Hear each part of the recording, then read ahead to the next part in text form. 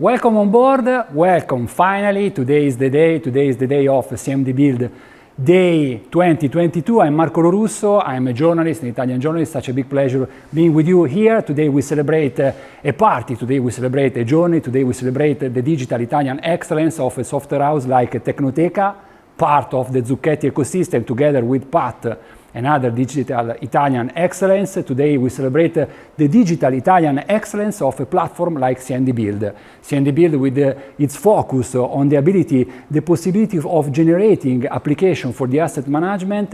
We celebrate also the excellence, Italian excellence of vertical solution, part of this ecosystem like CMDBuild, ready to use with its focus on the IT governance. We celebrate also the digital Italian excellence of a solution like OpenMind with its focus on facility management.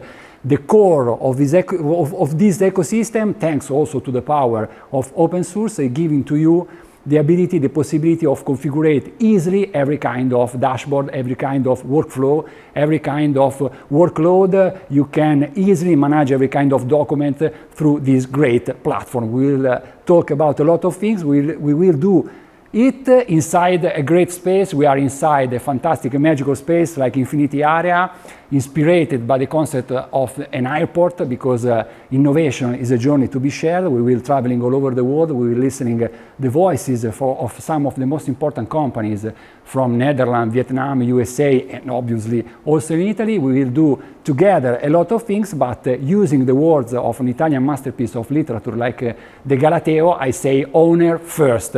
So I call on stage Fabio Bottega, the owner of Tecnoteca, the owner of CMDBuild. I will ask to Fabio to tell us why today is an important day, what we are going to listen, learn and see during this great journey. Thanks, Marco, and welcome to CMDBuild Day 2022.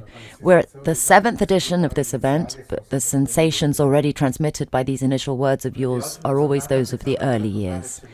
Today is a day designed to talk about the CMDBuild with the voice of those who use it. And also in this edition, we have tried to present you with interesting and hopefully useful experiences. We want to explain what CMDBuild is and how, with its different configurations, it can help companies and public administrations to control their assets and their management processes. It's a project we've been working on since 2005 and that we released for the first time in early 2006. Consider that at this time, Firefox was 3 years old, Chrome wasn't even born, Linux Ubuntu was 1 year old, Windows Vista would arrive a year later. We've done a lot of work so far, but what matters is the present and the future ahead of us. In the last few days, we have just released many new editions of all our products, the 3.4.1 version of the CMDBuild platform, and the 2.3 version of the CMDBuild ready-to-use application for the management of IT assets and services, and the 2.3 version of OpenMaint application for the facility management. Our technicians, who you will get to know today, are already working on the next versions and are already thinking about the following ones. I close by recalling, as you may already know, that since the beginning of this year we have become part of the Zucchetti Group, the first Italian IT group. The Zucchetti Group will guarantee the growth of the project with more resources, with greater synergies. For example, think about the beautiful location of this edition of the CMDBuild Day. Preserving its business model and its open source license, and in general continuing to operate in the same philosophy you already know very well. Have a great day, everyone. Thank you, Fabio. Thank you for your inspiration. Thank you for your words. Please remain at complete disposal of our attendees, because in a minute we will meet the guys of Tecnoteca behind this great platform, streaming platform, because we will explain to our attendees how they can interact with you, ask questions to you and to all the speakers we will listen to in a minute, and we will explain how they can know everything about the latest updates of CMDBuild ready to use, OpenMind. Now it's time to take off. Now it's time to start start with this journey. As I said before, we will be traveling all over the world. Before starting, some few words about the situation of the market.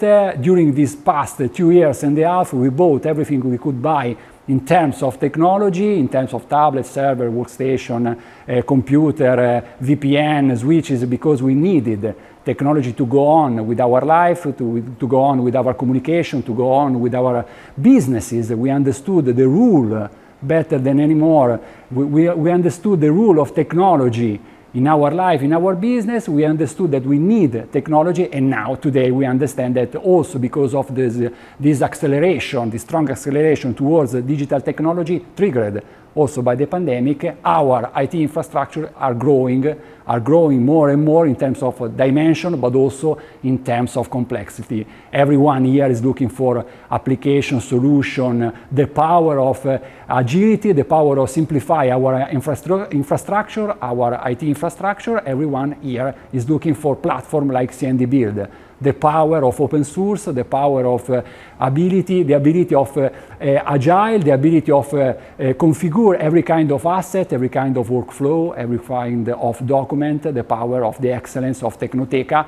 A story of excellence started a lot of years ago with the need of a municipality like Udine, a story that brought today Tecnoteca at the rule of the trusted advisor of some of the most important companies all over the world, thanks to this platform, CMDBuild, ready to use and also open mind. We will be listening to the story of companies from Vietnam, USA, as I said before, also from Netherlands, Germany, and obviously also from Italy. We will be interviewing this manager. We will be asking them how they are facing the challenge of being innovative, competitive in the market, thanks to CMDBuild. But there's one more thing, because we will be listening also to free overview of the market, free exclusive overview of the market, thanks to the word of one of the most important IT journalists in Italy. It will be a pleasure to introduce to you Nicoletta Boldrini, one of the most important influencers, just to put on their shoulders some pressure. We'll be listening to Nicoletta. Nicoletta prepared for us some short video about the analysis of the market, of the low code, of the IT governance, of the asset management, of the facility management, the market where CMDBuild is the key focus, the key platform. So now it's time to start. Just one more thing. As I said before, we are inside this beautiful place. We are connected real time thanks to this great platform. This is possible because we are using a great platform. During these 2 years and a half, you all have done, me too, a lot of conference call, streaming event. You all know how to use this platform, but it's very useful now to know all the guys behind in the backstage of this event, the guys of Tecnoteca. We will know everything about the interaction possible during this day, during this journey, while we are traveling all over the world, knowing all the updates of CMDBuild. Now it's time to know everything about the interaction that will be possible during this day. Now it's time to know the guys behind this great platform, this great digital streaming platform, the guys of Tecnoteca who are managing this platform. They will tell us everything about the interaction, the usage of this platform.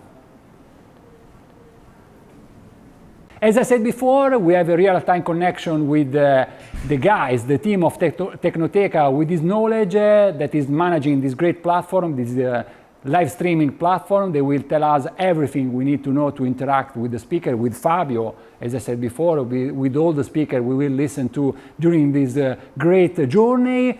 Hi guys, welcome on board. Please tell us everything we need to know to interact with you and with all the speakers.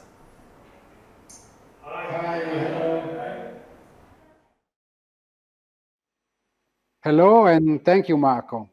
In Tecnoteca, we are all very glad to be here and also very excited about this important event. It's the 7th edition of the CMDBuild Day since year 2010, and we can say that the project is really spreading worldwide. I am here with some of my colleagues, and you will meet again shortly with a couple of the project managers, since they are going to join some speakers in their presentation. Concerning your question, a chat is already available and we invite the attendees to write their questions in the chat. Then there will be 2 moments at about 1 p.m. Central European Time and at about 3 p.m. when we will answer all these questions. It is also possible for the attendees to enter in a Google Meet room, and we can have in this way a live conversation. We remain at your disposal, and I give the floor back to you. And see you soon. Bye. Okay, thank you guys. Thank you.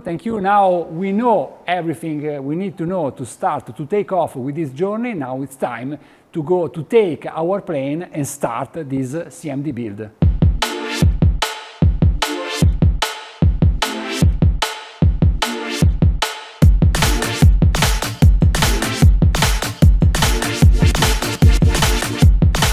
Now, as I said before, it's time to take off. We have taken our plane, we are inside our plane, the plane of the CMDBuild day. Now it's time to start. We will start with an overview, a very useful overview of the low-code market. We will start with the exclusive overview of Nicoletta Boldrini, one of the most important IT journalists in Italy. Nicoletta, welcome on stage. It's up to you. Tell us everything we need to know about the low-code market. Welcome to everyone. It is a pleasure for me to take part in this year's CMDBuild Day 2022. I am Nicoletta Boldrini. I am an independent journalist, and today I have the honor to share with you some market analysis that show us how low-code can become a strategic choice to reduce IT complexity and gain competitive advantage. Let's start, and let me show you some chart that I've prepared to you. Sorry about my voice, I'm a little chilly. So, looking to the company's needs at the moment in terms of process optimization and automation, the current scenario of public and private companies can be summarized into 3 macro pillars. The one is that the need for customized software has drastically slowed down the acquisition of standard software. The second one is that the technological layering and interconnection between applications, often in companies not well mapped and transparent, make application management and maintenance burdensome and have a direct effect on processes and operation that, compared to the current challenges and drivers of change, require much leaner process and workflow. And if the goal is to simplify complexity, one of the main paths identified by the analyst lies in the code, because according to Gartner, by 2025, 70% of new applications developed by enterprises will use low-code or no-code technologies, compared to less than 25 in 2020. Just to give you a rough idea of the analyst forecast, I'd like to show this chart, and here are some predictions for market growth.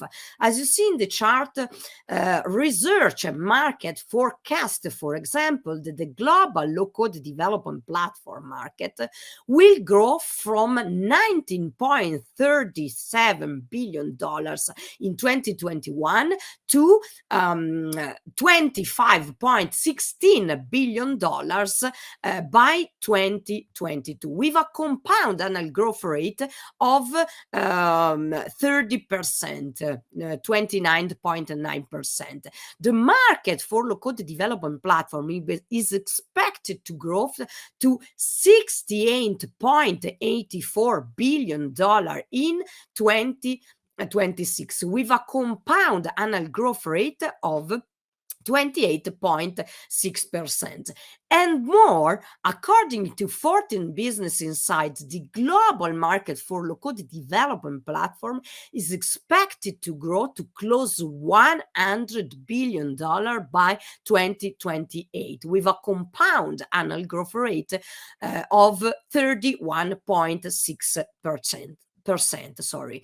But that's not all, because this low-code market growth is accompanied by another very promising market, that of open source.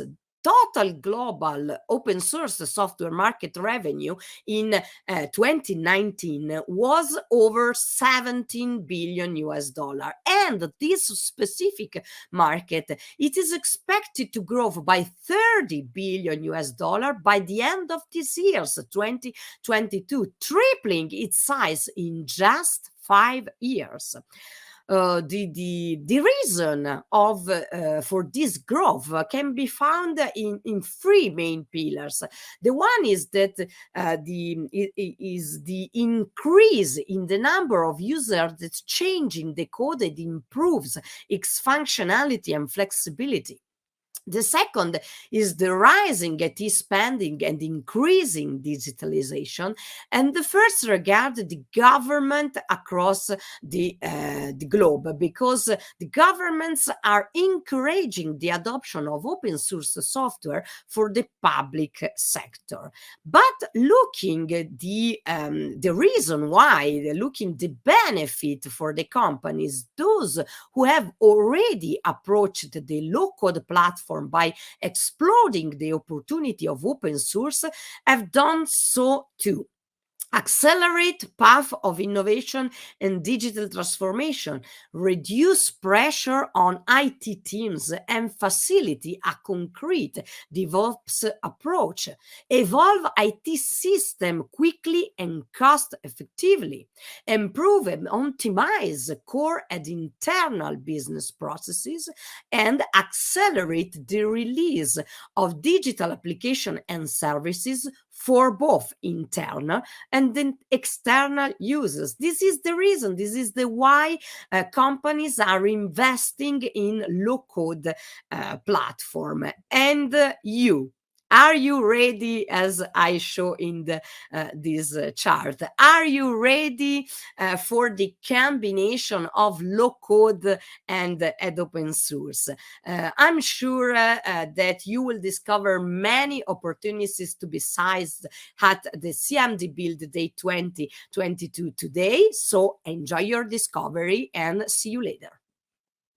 Okay, thank you, Nicoletta. We come back inside our plane. Now it's time to start with this journey. We will be traveling all over the world. We start from Netherlands. We start from Paul Tapp, an enterprise architect and consultant. He collaborated for several months with a Dutch company that developed a project based on CMDBuild. He is enthusiastic about CMDBuild and wants to share his experience with us. So, Paul, it's up to you.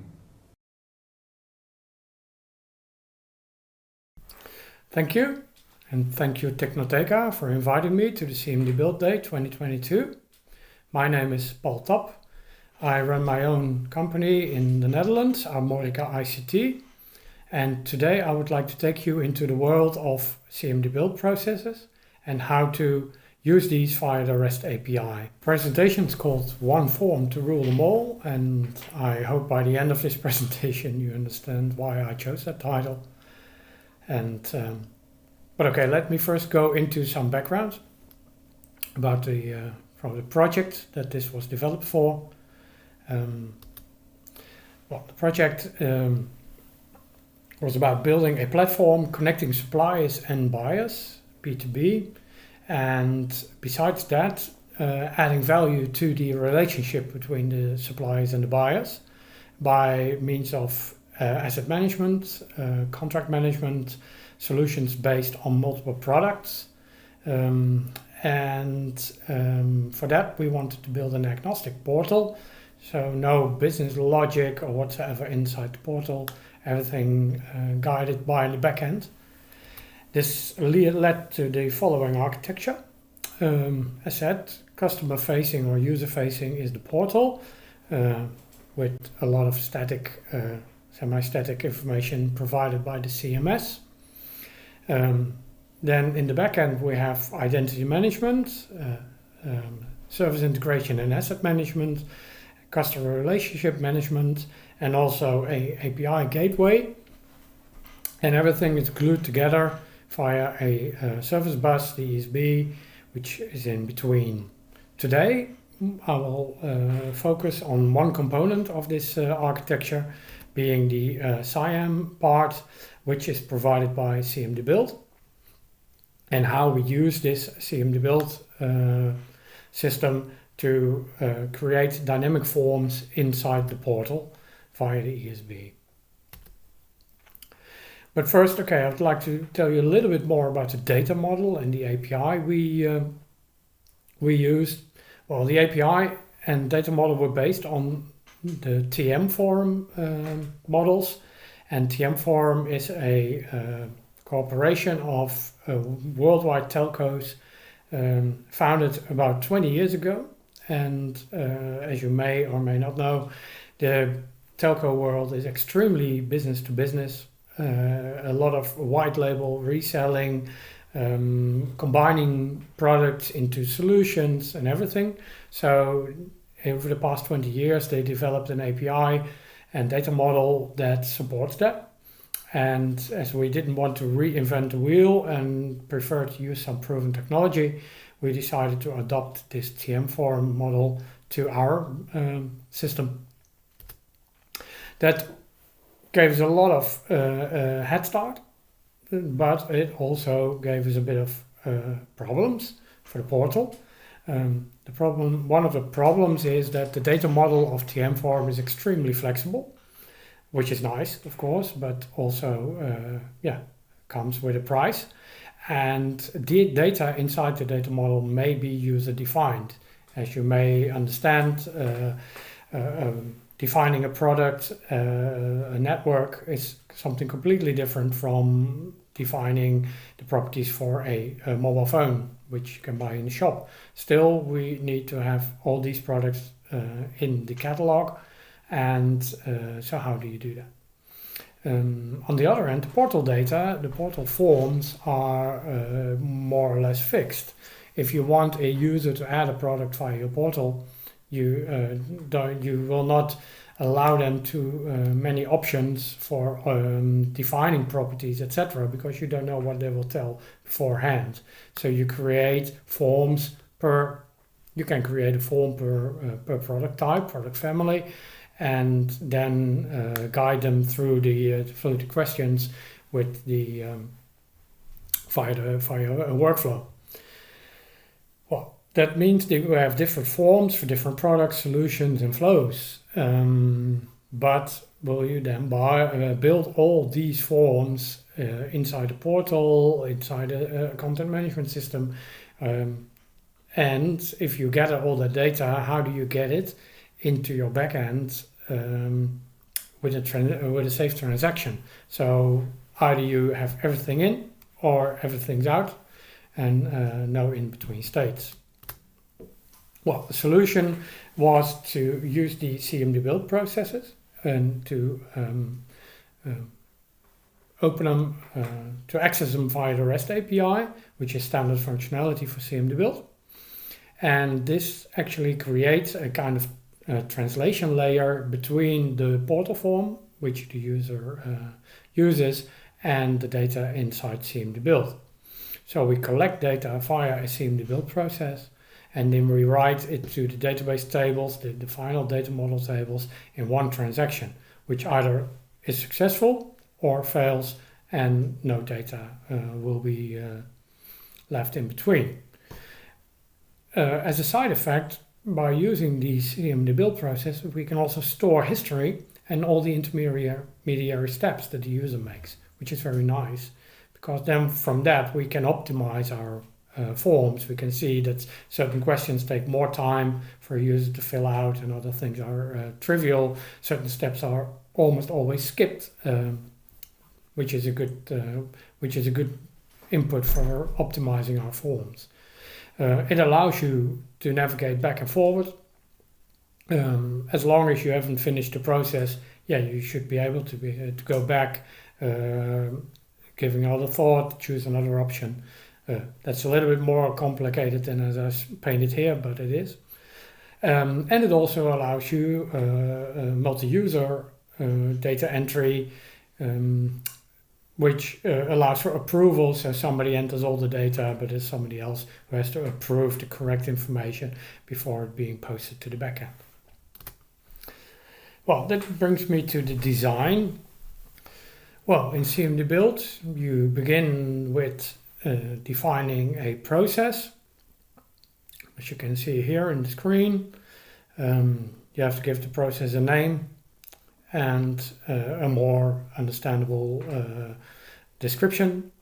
And you choose the engine that will run, which is now a Tecnoteca River by default.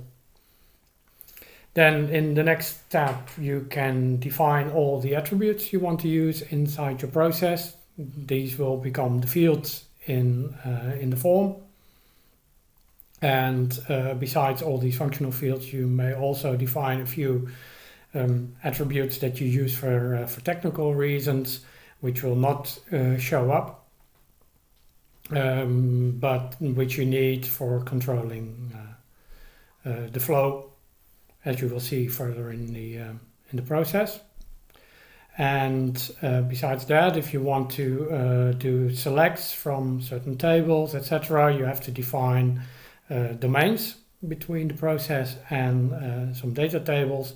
In our case, for instance, as we are building a solution which consists of multiple sub-products, we make a relation with the product table, so the user can then choose products from these tables.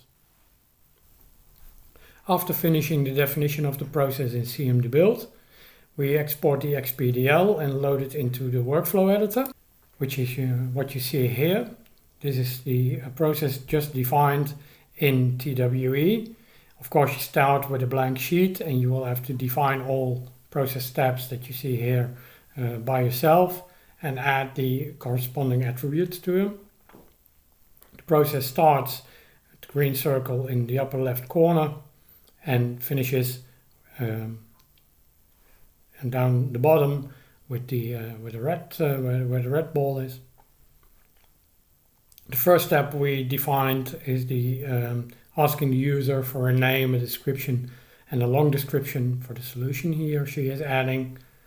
And from there we move further into further questions. One of the first things we want to know is which sensors are used in the sensor solution, which is then done by a 4-block process part, which you can see here. For housekeeping, we just set a relation exists value to false, and then we ask the user to select a sensor from a list. After that, we check if indeed a selection was made, and if so, then we link this sensor to the process and we go back to the selection step again. We also check if at least one selection was made, and if that is done, then when the user stops selecting sensors, we can move forward to the next question.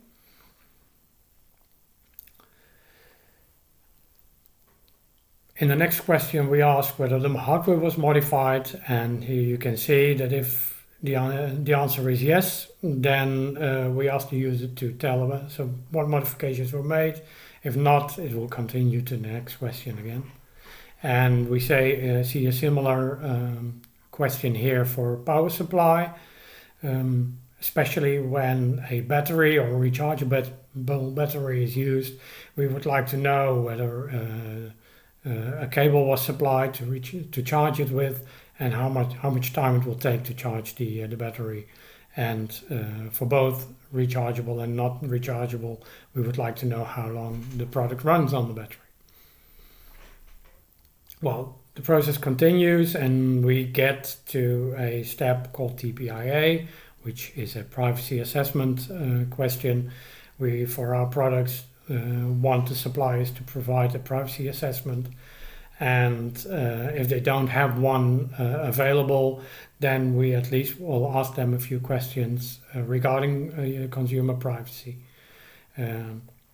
If the user supplies a DPIA, then we can immediately continue to the next question here about warranty, and we can skip the other questions. If the answer is no, we don't have one, then we would like the user to promise that he will send in one in the upcoming weeks, and we asked a few questions about the data privacy of the product.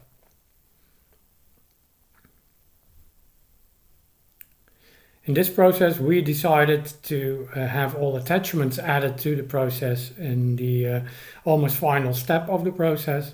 You can do them also in between with the corresponding steps, but for clarity reasons, we chose not to do so. And then at the end of the process, we ask confirmation of the correct input. And as long as the user does not set the checkbox to true, it will loop through this step, and after the checkbox is true, so the input is confirmed, then we get to a database process that will then write all the entered data to the corresponding tables in the data model. This allows us to write all collected data to the database in one transaction. And as I explained earlier, that's something we want, because if there is something wrong with the data entered by the user and the transaction fails, then everything will fail and no data will be written to our backend data model. If the transaction is successful, then we are sure that all data is written correctly. Well, this then ends the definition of the process steps in TWE. And we move back to CMDBuild. When you're finished with the TWE editor, you can then load the XPDL file back into CMDBuild. And in CMDBuild, you can then, for the process, go to the Layout tab, where you can, per TWE defined process step, can define a layout. We use that for combining attributes that are related, so the portal knows how to handle these in specific attributes. For instance, here with the unit of measure field, the portal then knows that it has to put it after the associated field and not underneath it. Now that we've defined our process in CMDBuild, we of course want to see if it works. And for that, well, we first check indeed if the process is working inside CMDBuild. We could have opted for building processes that may not work 100% inside CMDBuild, but still do in the portal. But we decided for debugging processes and maintenance to not do so. So at least if the process works inside the CMDBuild system, that we know that if there is a problem in the portal, that it must be in the other components, the ESB or the portal code itself, and not a CMDBuild. And if the process fails inside CMDBuild, well, we can then fix it there and test further. So now in CMDBuild, we can go to the processes, and we choose the process that we just created, called Add Sensor Solution, and then we start running this process. In this system, we have to choose a tenant, because we're in a multi-tenant system. And then, as you can see, the first question defined in the TWE editor was to provide a name for the product. And so here we see indeed a name, a description, and a long description being asked for.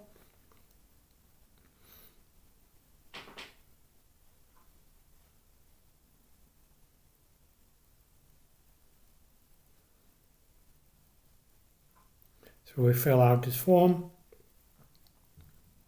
click on execute, and the process goes to the next step. And here we have the step, as I showed in the TWE, where we select the sensors from a list.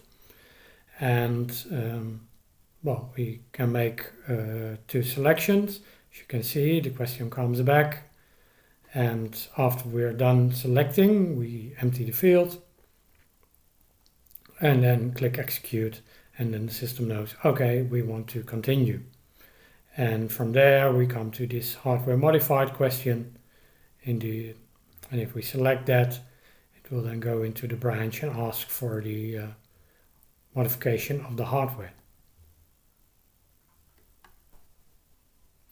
As you may remember, the process ends with a confirmation step, and this is the form that indicates it.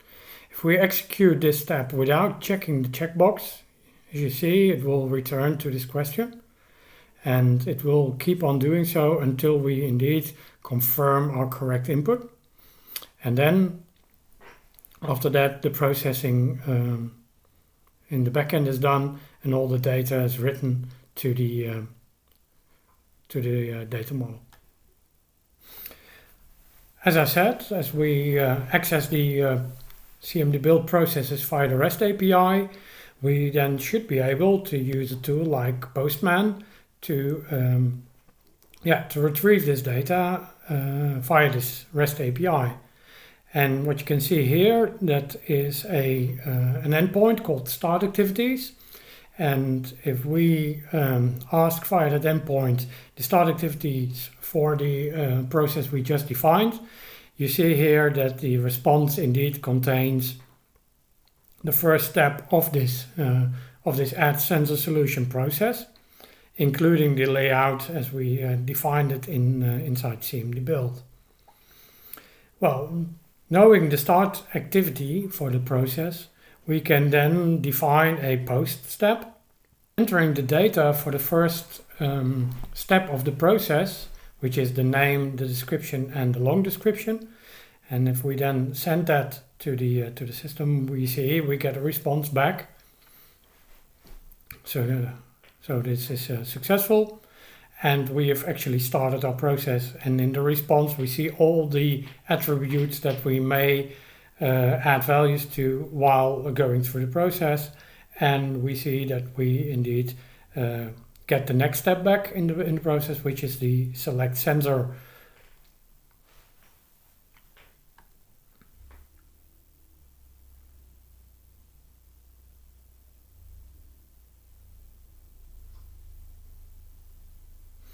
Well, with this data from the response, we can then go to the next step, which is a put. The first post will create the initial process, and then we will update the process with additional information. And as you can see here, we've sent a sensor, enter the sensor for this process, and the system comes back and says, okay, do you want another sensor added? And so we're inside that loop that we saw inside CMDBuild and the TWE editor.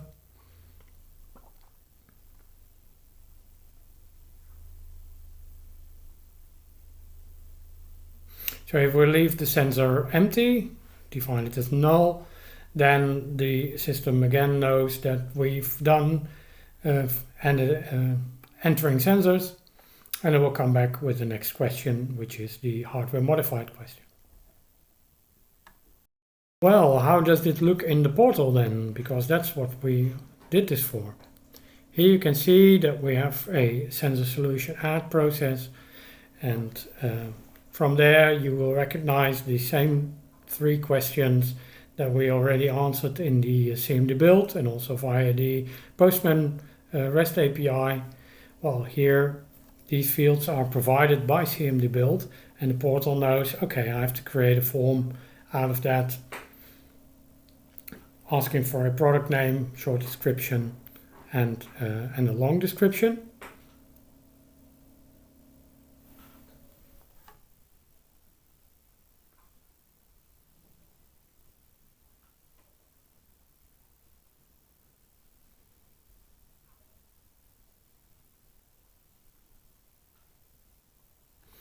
And when we click next, it will move to the next question, which is the sensor selection, as we saw in CMDBuild as well.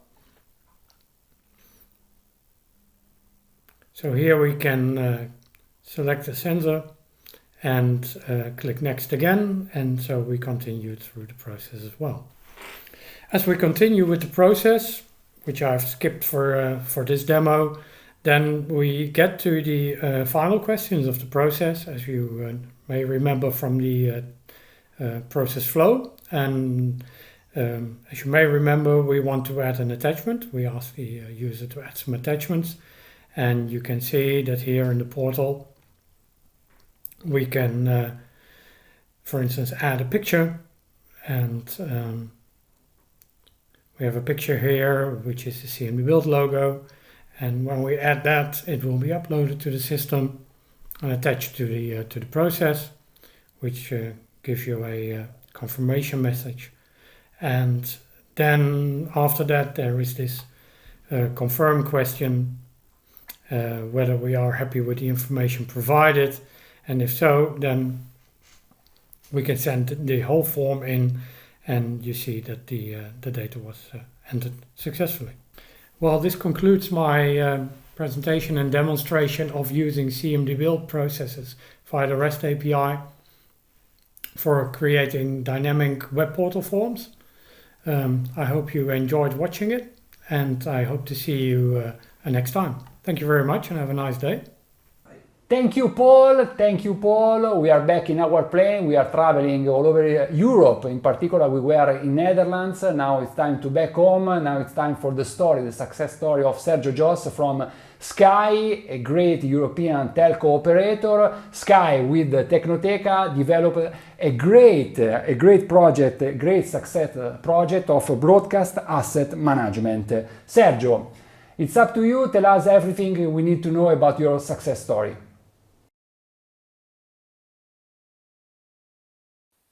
Thank you, Marco. Good morning, everyone. My name is Grazia Matera, and I'm here with Mr. Gios. I'm a project manager at Tecnoteca, and I've been assigned to the project we developed with Sky. It's my pleasure to introduce to you Mr. Gios of Sky. This is a very interesting project, also because it's quite uncommon. CMDBuild for broadcast asset management. So maybe this is an unusual context, but you know, CMDBuild is so flexible that with the correct configuration of the data model, it can be useful in every situation. Sergio, would you please tell us what the scope of this project was, how your context was before you started dealing with CMDBuild, and also what we've achieved with this application? Thanks, Grazia. Hello, everybody. I'm working in the CTO service management team in Sky Italia. And 2 years ago, I followed the asset management project of the product and content delivery area. And so now let's see now the detail of the project. So 2 years ago emerged the need to adopt a centralized CMDB, so as a single repository for all the technical infrastructure, application, and the relation between infrastructure and application in Sky Italia, especially for the PNCD area.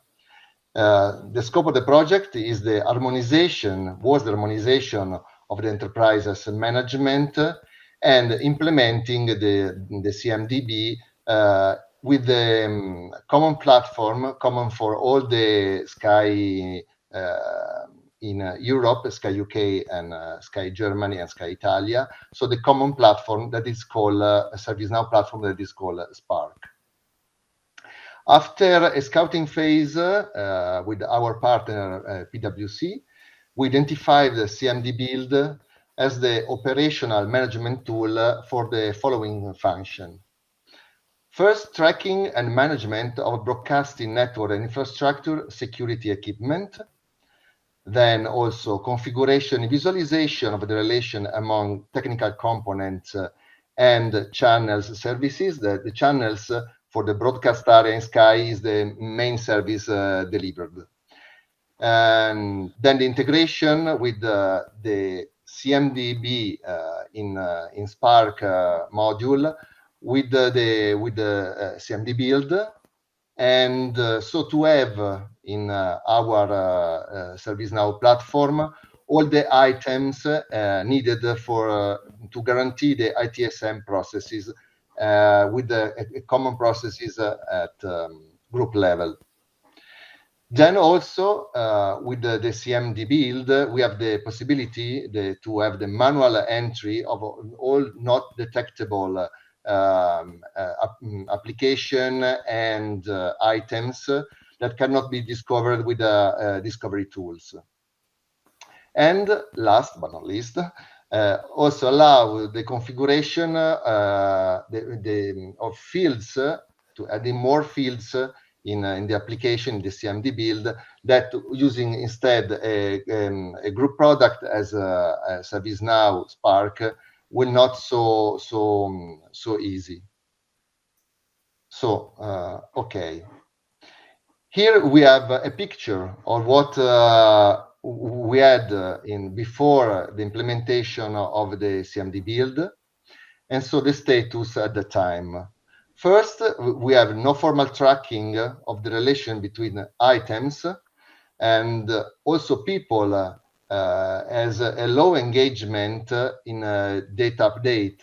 So they had some items tracked on a different system, but not updated. Also, all the data doesn't follow the structure model. Many items were tracked on Excel files. Also, the configuration management processes were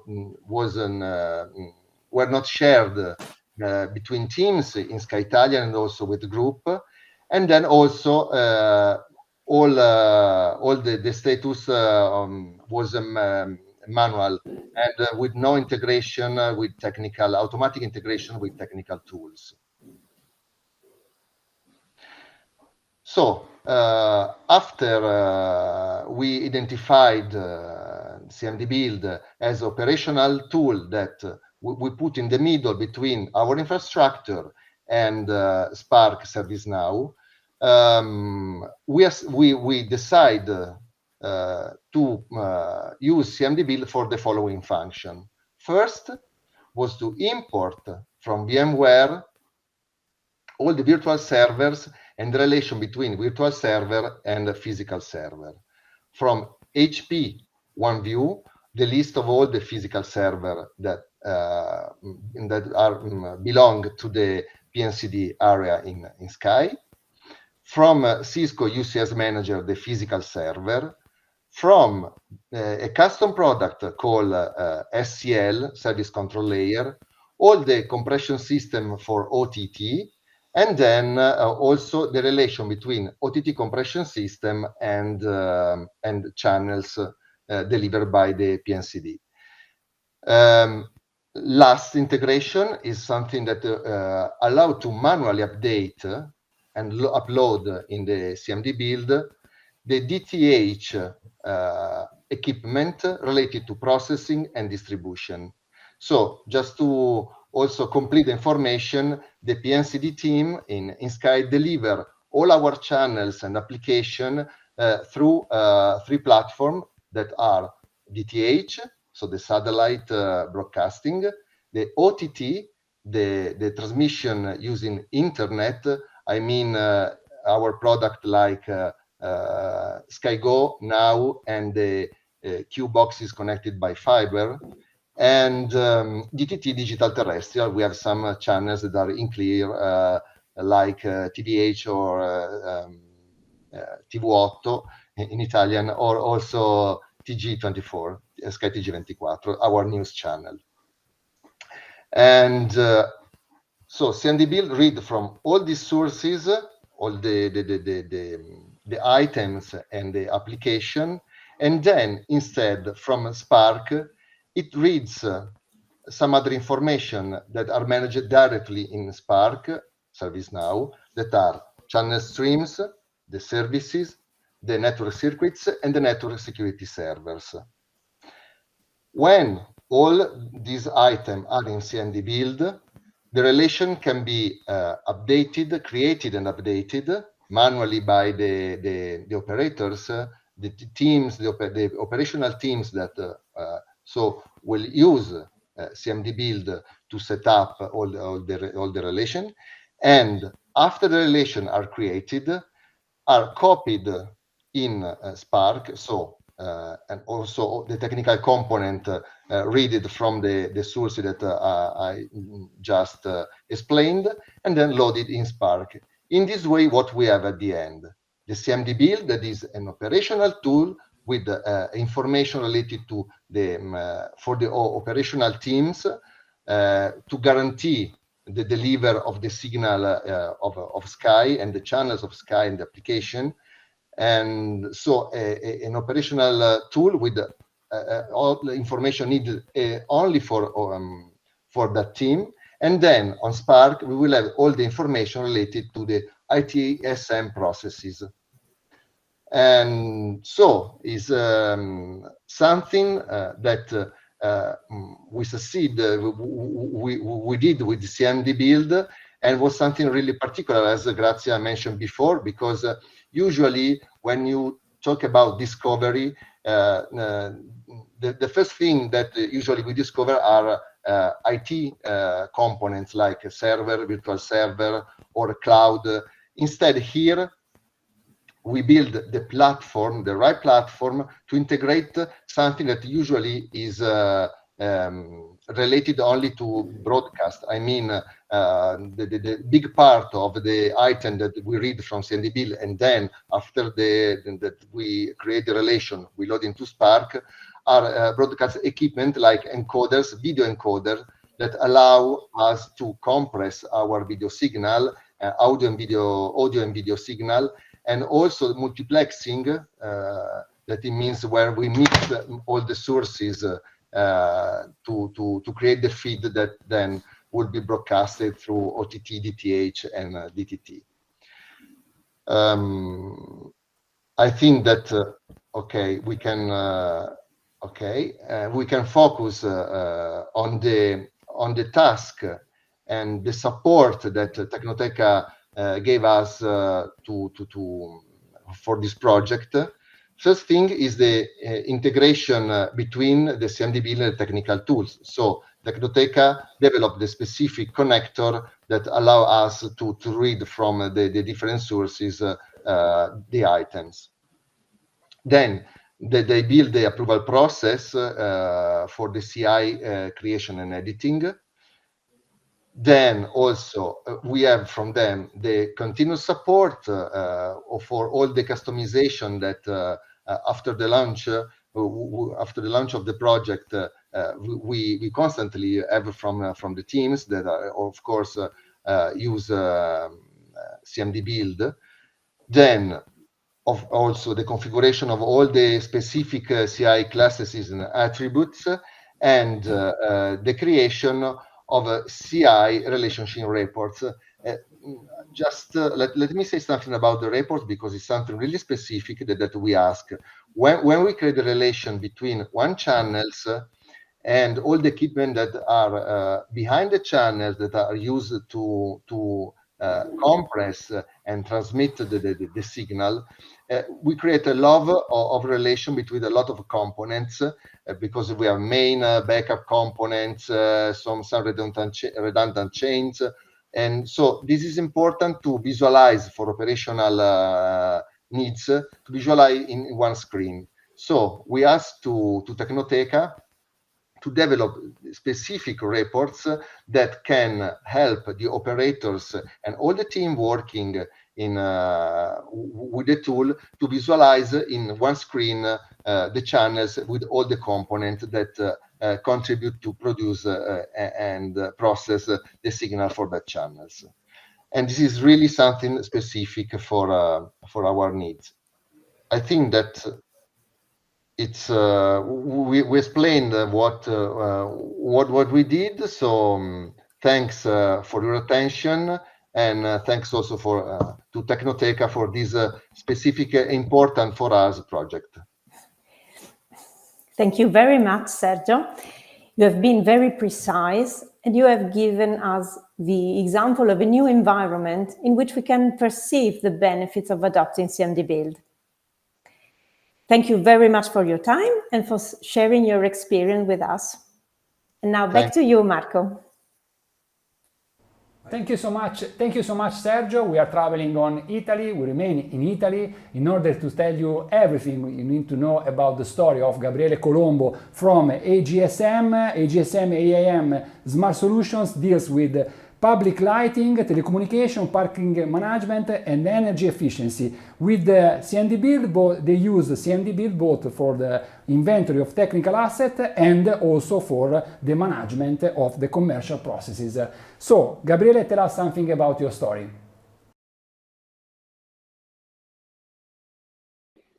Thank you, Marco, for the introduction. We are here now with Gabriele from the company AGSM AIM Smart Solutions. I would immediately leave the floor to Gabriele to introduce himself and tell us a little about his company, what it does, and how they use CMDBuild. Thank you, Grazian. Hello, everyone.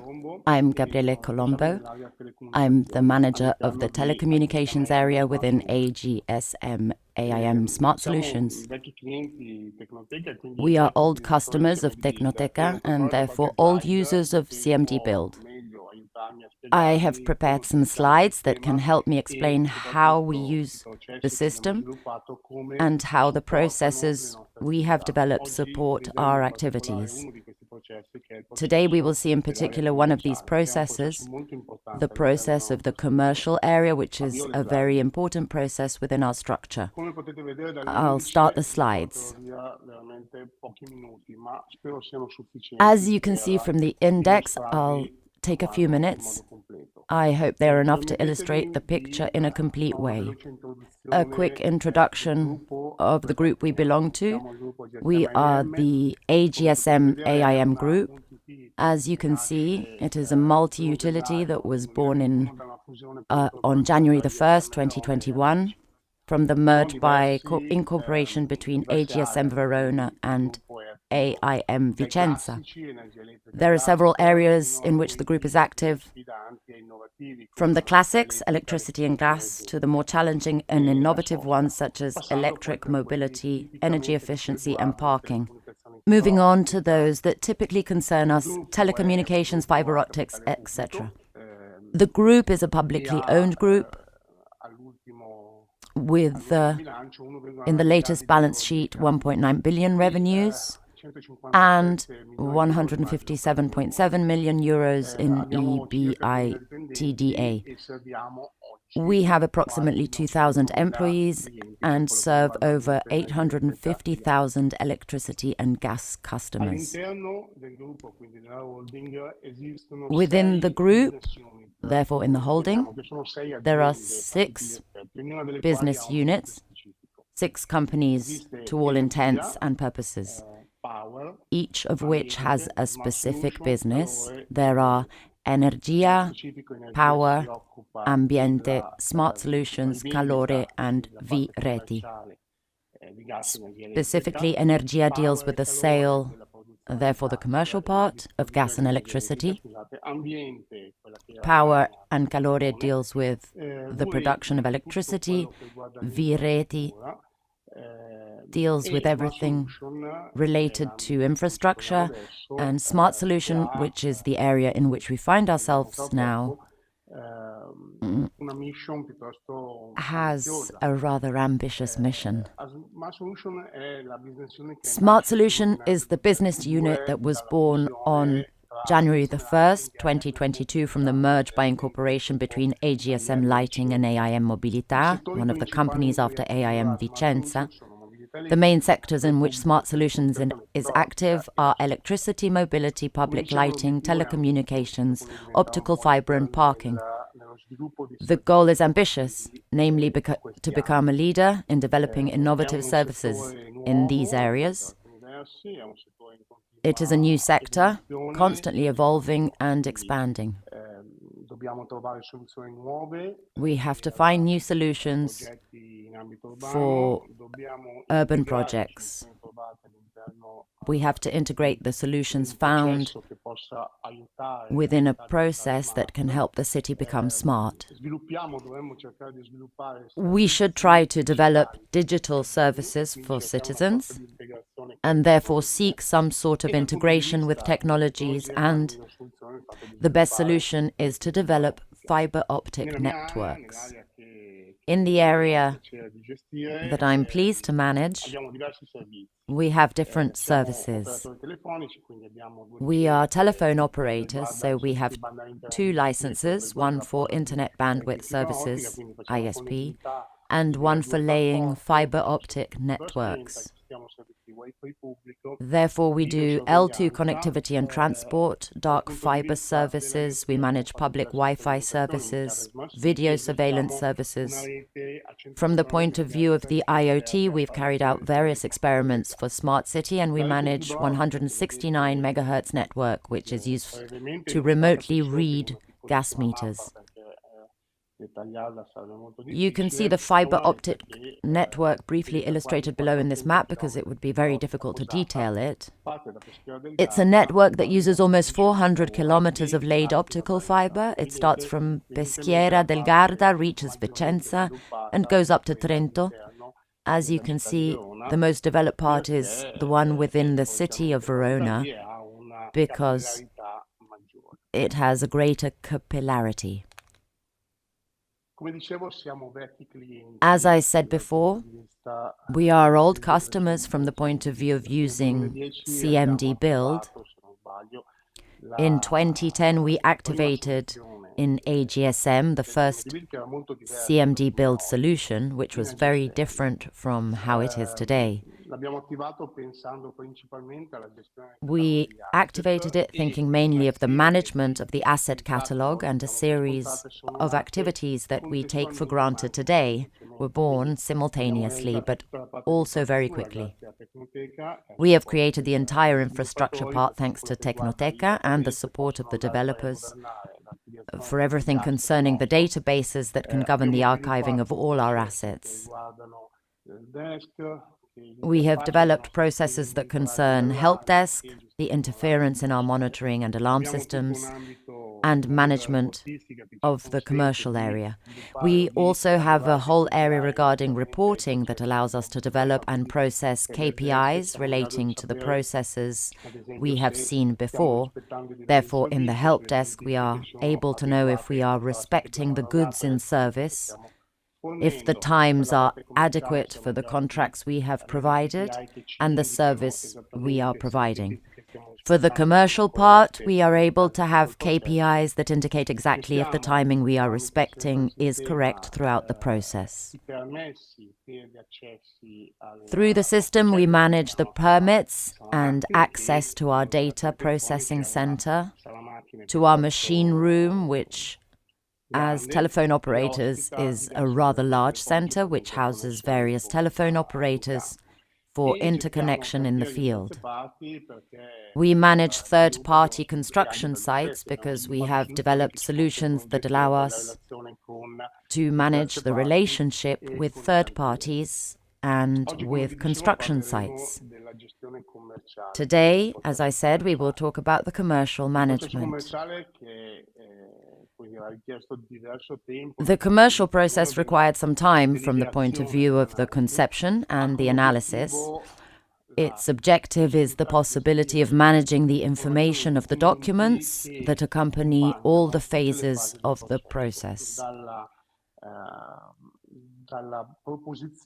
From the proposal to the after-sales and assistance part. Transforming what was a paper and telephone communication process into a digital process has brought several advantages. There is certainly an approval flow that exactly identifies tasks and responsibilities. There is a precise time control, so we are able to know from the beginning of the proposal to the assistance how much time has passed in order to be able to improve in the process management. There is a sharing of information on several levels and therefore on several areas, as we will see. There's a single repository of information, another fundamental thing, like knowing that the information is not duplicated and that it is certified in a single place. There is a control of the activities and the times of the external parties. As I told you, a part of the process is used by third parties, by those who then physically, in the case of optical fiber, carry out the installation services of the optical fiber. There is automation of activities because the process allows to manage information flows from emails and messaging to the status of the cards in complete autonomy. There is a significant reduction of everything that is the paper dossier and consequently, last but not least, a reduction of human errors. These are the advantages of the commercial process. I will quickly illustrate these to you in the next tab, highlighting the necessary steps a little better.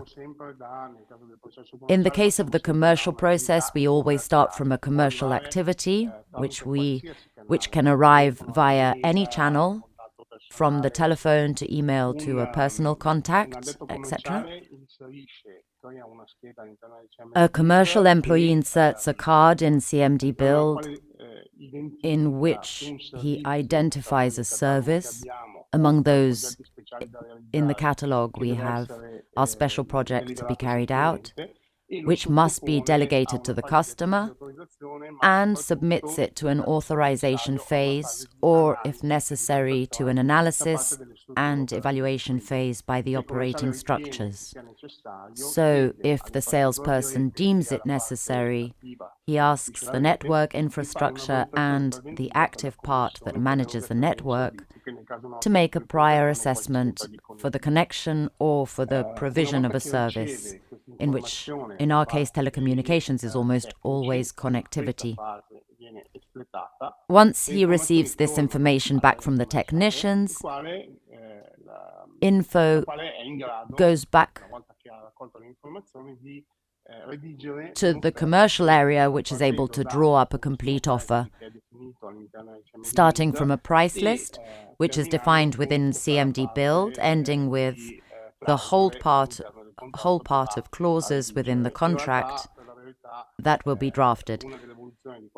In reality, one of the evolutions of a few years ago allowed us to define templates within the CMDBuild so that the drafting of the document is also done directly within the process.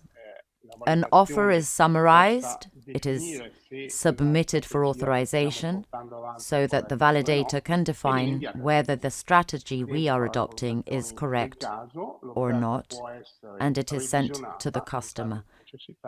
The customer will make the necessary evaluations. The offer can be revised if necessary, or it can also be eliminated if the customer has changed his mind and no longer wants the offer. Therefore, also for us, it ends this way.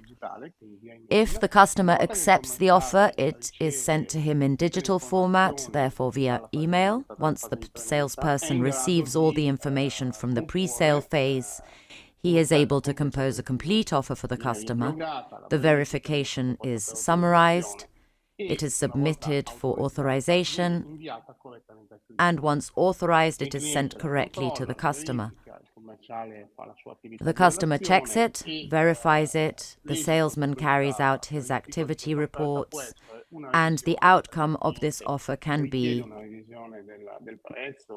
a review, because the customer requests a review of the price or of the evaluation that is exposed within the offer. And in that case, the card re-enters the process, is summarized and re-evaluated, re-authorized, and then sent back to the customer. Or the customer decides, for example, not to proceed with the offer and therefore to reject it. But if it is correctly accepted, the commercial, again, through the process we are seeing, attributes this activity to the infrastructure part and to the execution part of the activity, therefore to the delivery, which can be either only of an infrastructural type or of an infrastructural type and active type. If the delivery is of an infrastructural type, the process is split into a new process, and the technical people take charge of the delivery by initiating through the CMDBuild system a dialogue with the third parties who work in some cases for laying the optical fiber or for activation, adding some sections.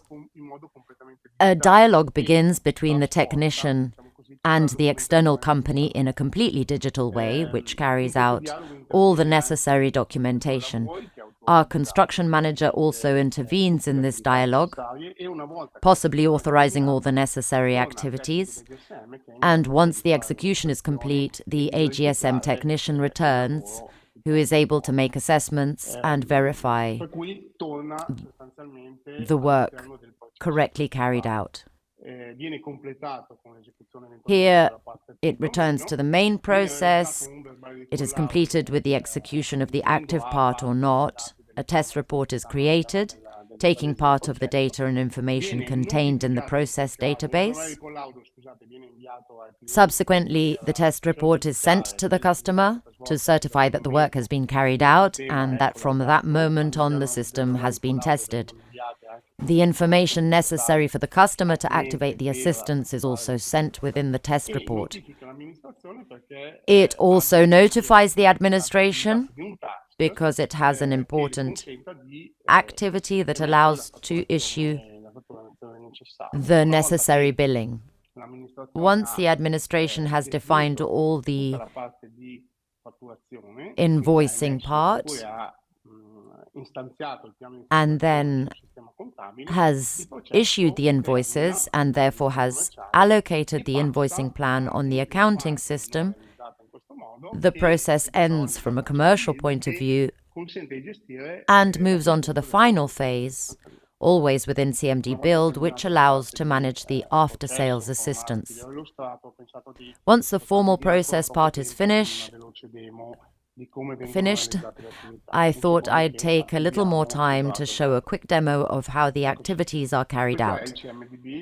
This is the CMDBuild once logged in, as you all know. Among our features, there are all the data cards that contain processes or databases. In this case, we are in the process of commercial requests. I created a demo user for you to see a quick demo. The management of commercial requests starts defining what we want to achieve, a contract renewal, a renewal of an existing one, or a termination. In the event that this contract refers to an existing framework contract, we would choose the reference framework contract. In this case, it is not. We execute the step. Here, we quickly fill in the necessary information. In this case, we have created a customer called CMDBuild Day, whose contact person is Fabio Bottega. We use a reference price list that gives us the services that are provided and the respective values. For example, let's insert a business price list and describe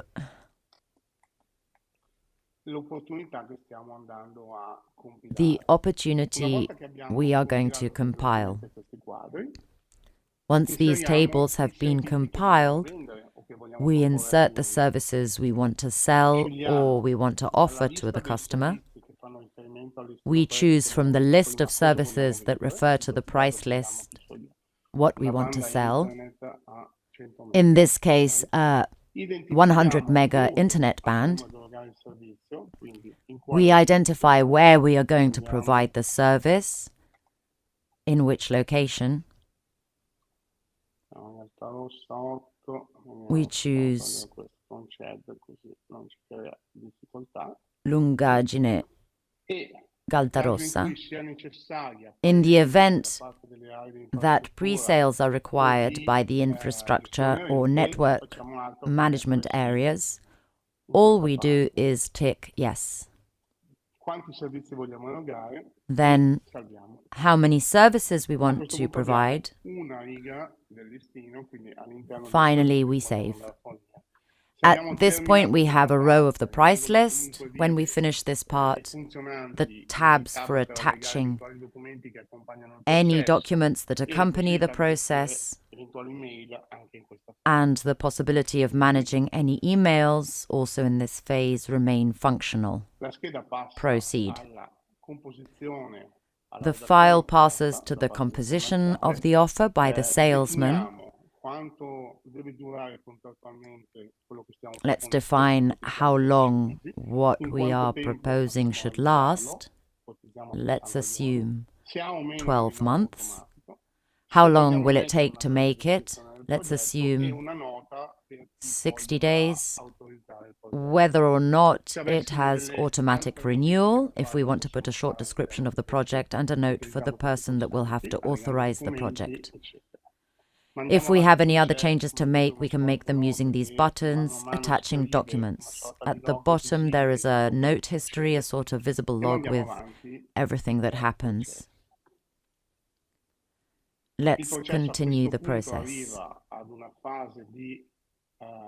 The process at this point reaches a summary phase, which allows the salesperson to make an assessment that the amounts are correct and calculated, that the duration is correct, etc.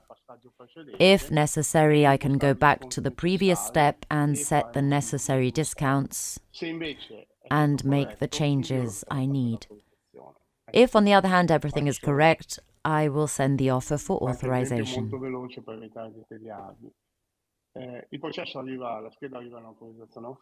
The card arrives at the authorization step. Whoever has to authorize it is able to see the main information. Above all, in addition to seeing the services that are included in the offer, it is possible to print in advance what the offer will be and to understand what the final offer that will reach the customer will look like.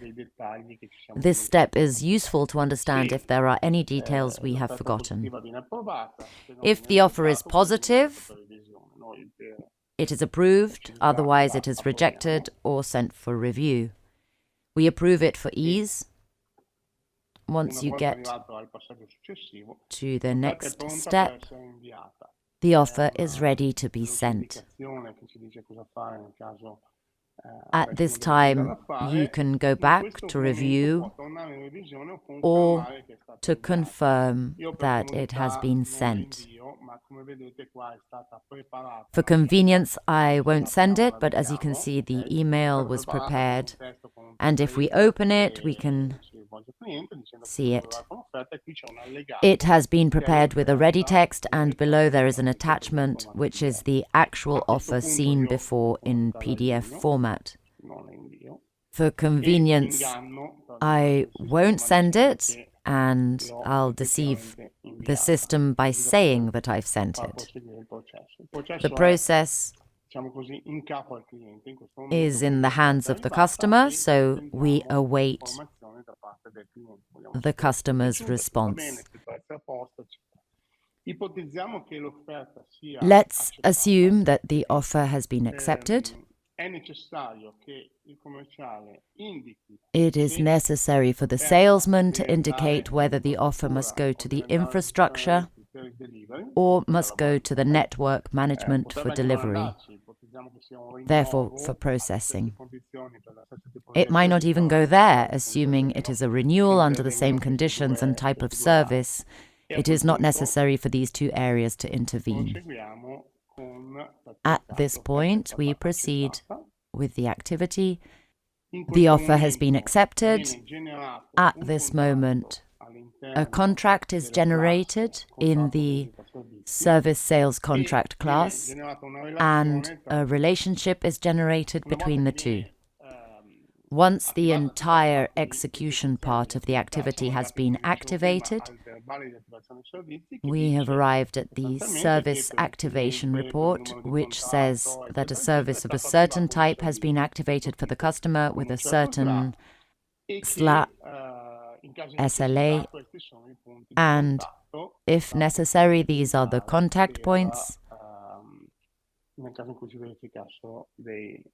to be used in case of problems.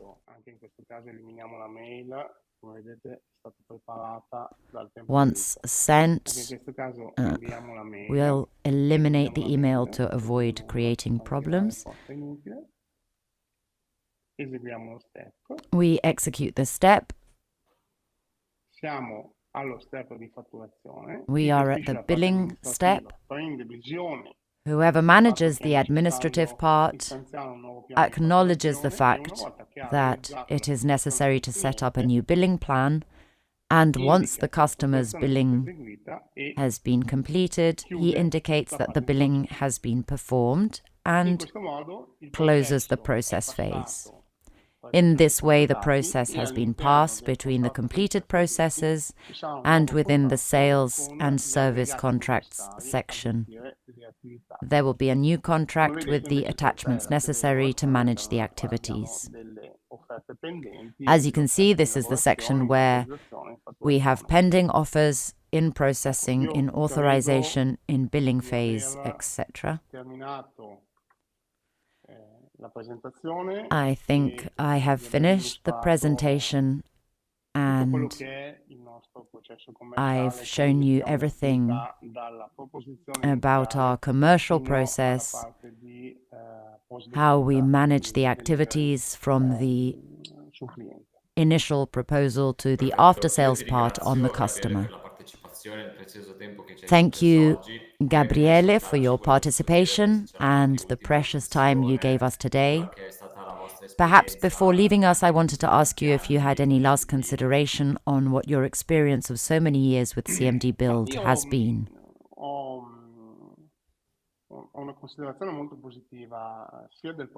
I have a very positive opinion of both the product and the company. I consider the product an excellent product. I've seen it grow so much in recent years, both in flexibility and in terms of use. It has become much more user-friendly. The new interface allows a much faster management of information, and it has an extreme flexibility. It is also true that we are able to use it in many applications within telecommunications. It is substantially the management system of reference. Therefore, I would say that I'm fully satisfied with it. Thanks again from everyone for your participation, and I wish you a good day. Thanks to you. Thank you, Gabriele, and also thank you, Sergio. After these first two steps of our journey, we need a value-added break with the help of Nicoletta. We are going to introduce the part of the focus of this journey, of this CMDBuild day dedicated to ready-to-use and in particular to the market of IT governance. Nicoletta developed for us an overview of the market of IT asset management. So, Nicoletta, it's up to you. Tell us everything we need to know about this market.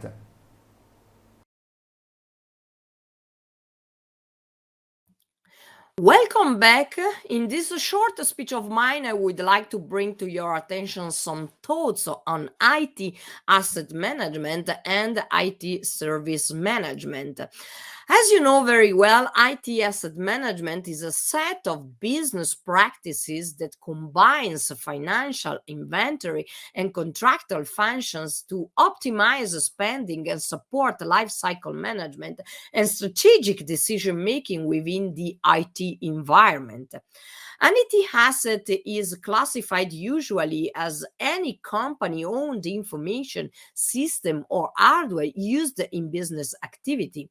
The IT asset management process typically involves gathering a detailed inventory of an organization, hardware, software, network assets, and then make informed business decisions about IT-related purchases and distributions. IT application managements are available to organizations to assist the IT asset management processes. This application can detect the hardware, the software, the network assets across an organization and then capture, record, and make the data available. Some of these applications integrate IT asset management with the service desk, keeping user and access information together with incident and request. But as you know very, very well, and as I show in this chart, I'm joking, but you know very well that IT asset management is about more than creating an asset inventory. It's about continually using the captured asset data to maximize returns, minimize risks, and drive increased business value. By avoiding unnecessary asset purchase and making the best use of current resources, IT asset manager can cut costs, eliminate waste, and improve efficiency. This is the reason why the asset management market shows no slowdown. As shown in this chart that concern the prediction of the global analysts, the global IT asset management software market was valuated at over than 5,000 million US dollar in 2021 and is expected to reach over than 11,000 million US dollar by 2030, with a compound annual growth rate of over than 8% during the forecast period during 2022. 23rd. The rising demand for increasing centralization and automation in IT infrastructure is driving the growth for the global IT asset management software market. The growing focus on cost, compliance, and security related to assets is fueling market growth. The management of IT assets is becoming a more important part of business strategies as organizations are investing a heavy portion of their budget of their IT budget to drive and accelerate their digital transformation journeys.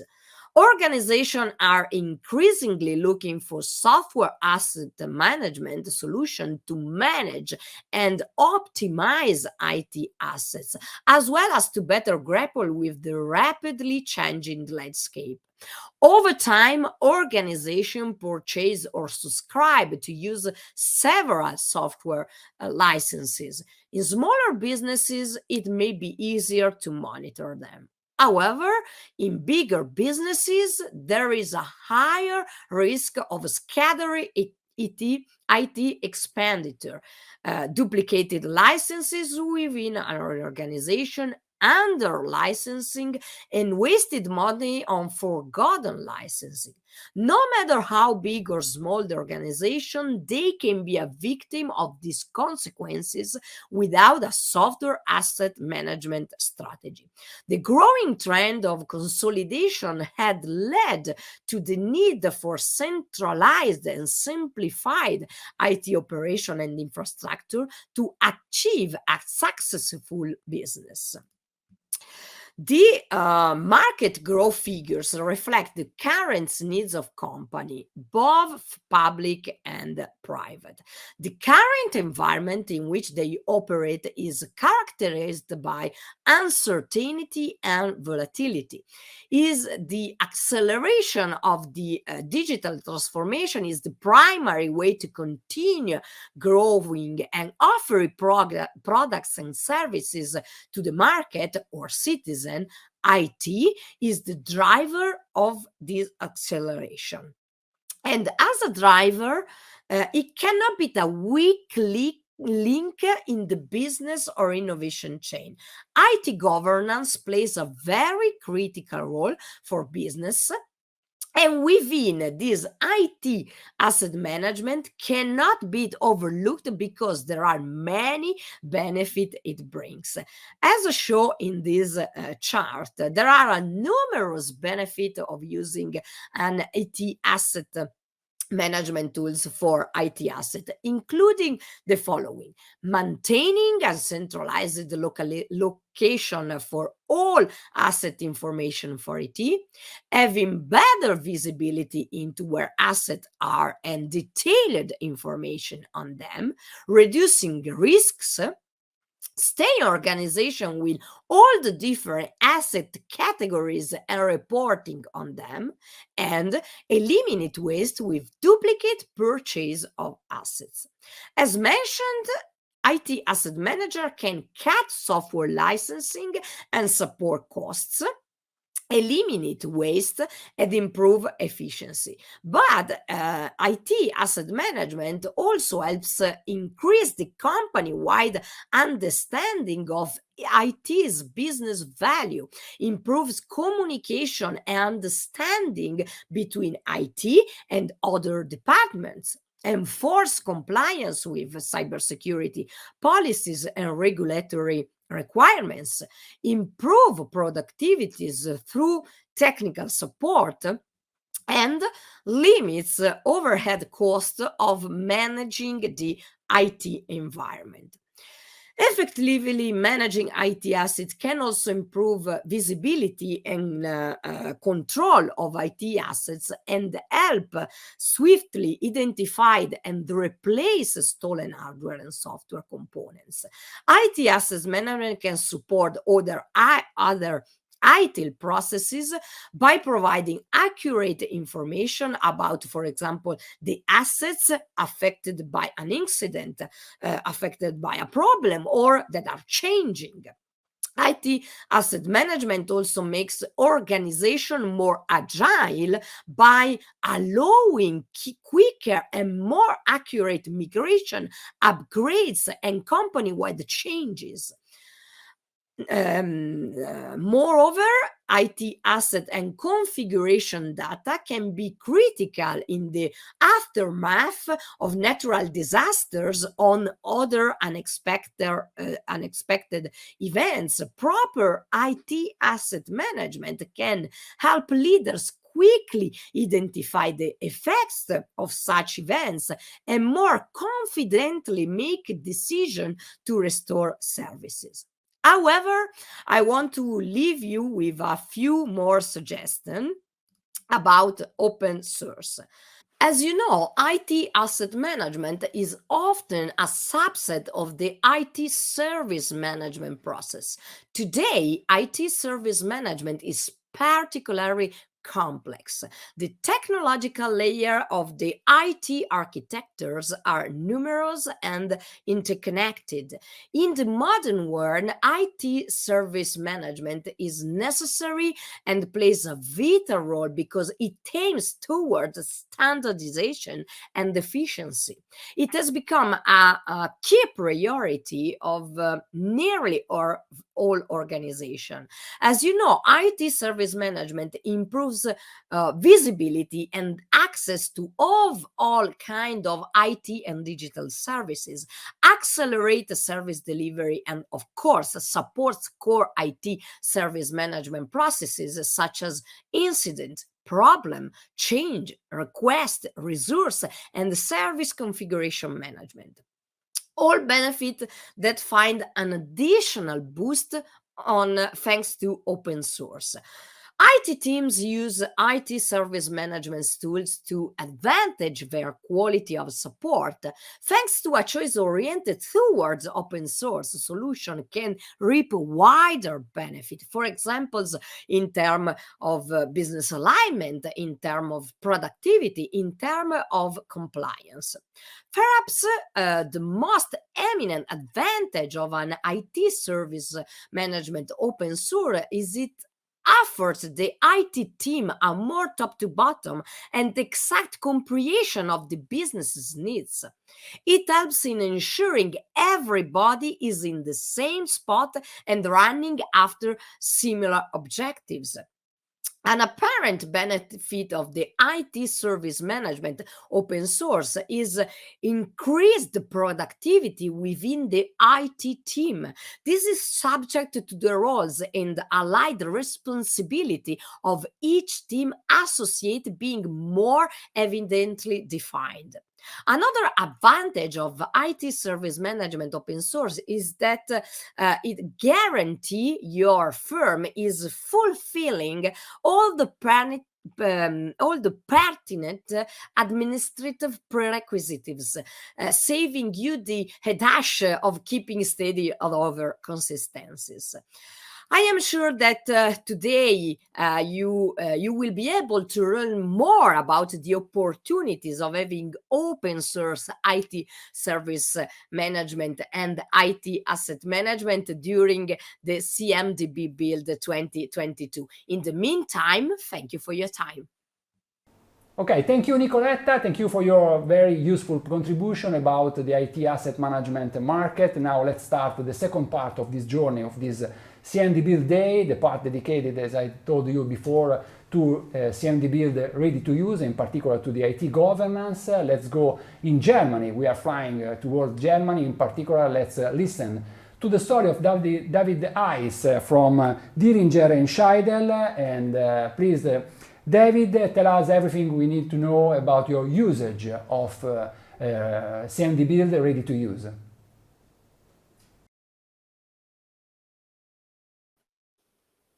Thank you, Marco. Hi, everyone. I'm really happy to be here today with Mr. Heiß, who's the IT automation specialist. David, please, would you be so kind as to tell us something about your company and what your company's requirements were before you started dealing with CMDBuild? Hi, yes, sure, I would really like to do that. Just give me a moment and I will share my screen so you can see the presentation. Thank you.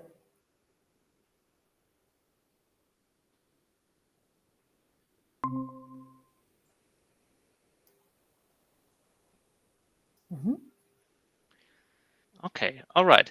So you can see a lot of different people in this slide.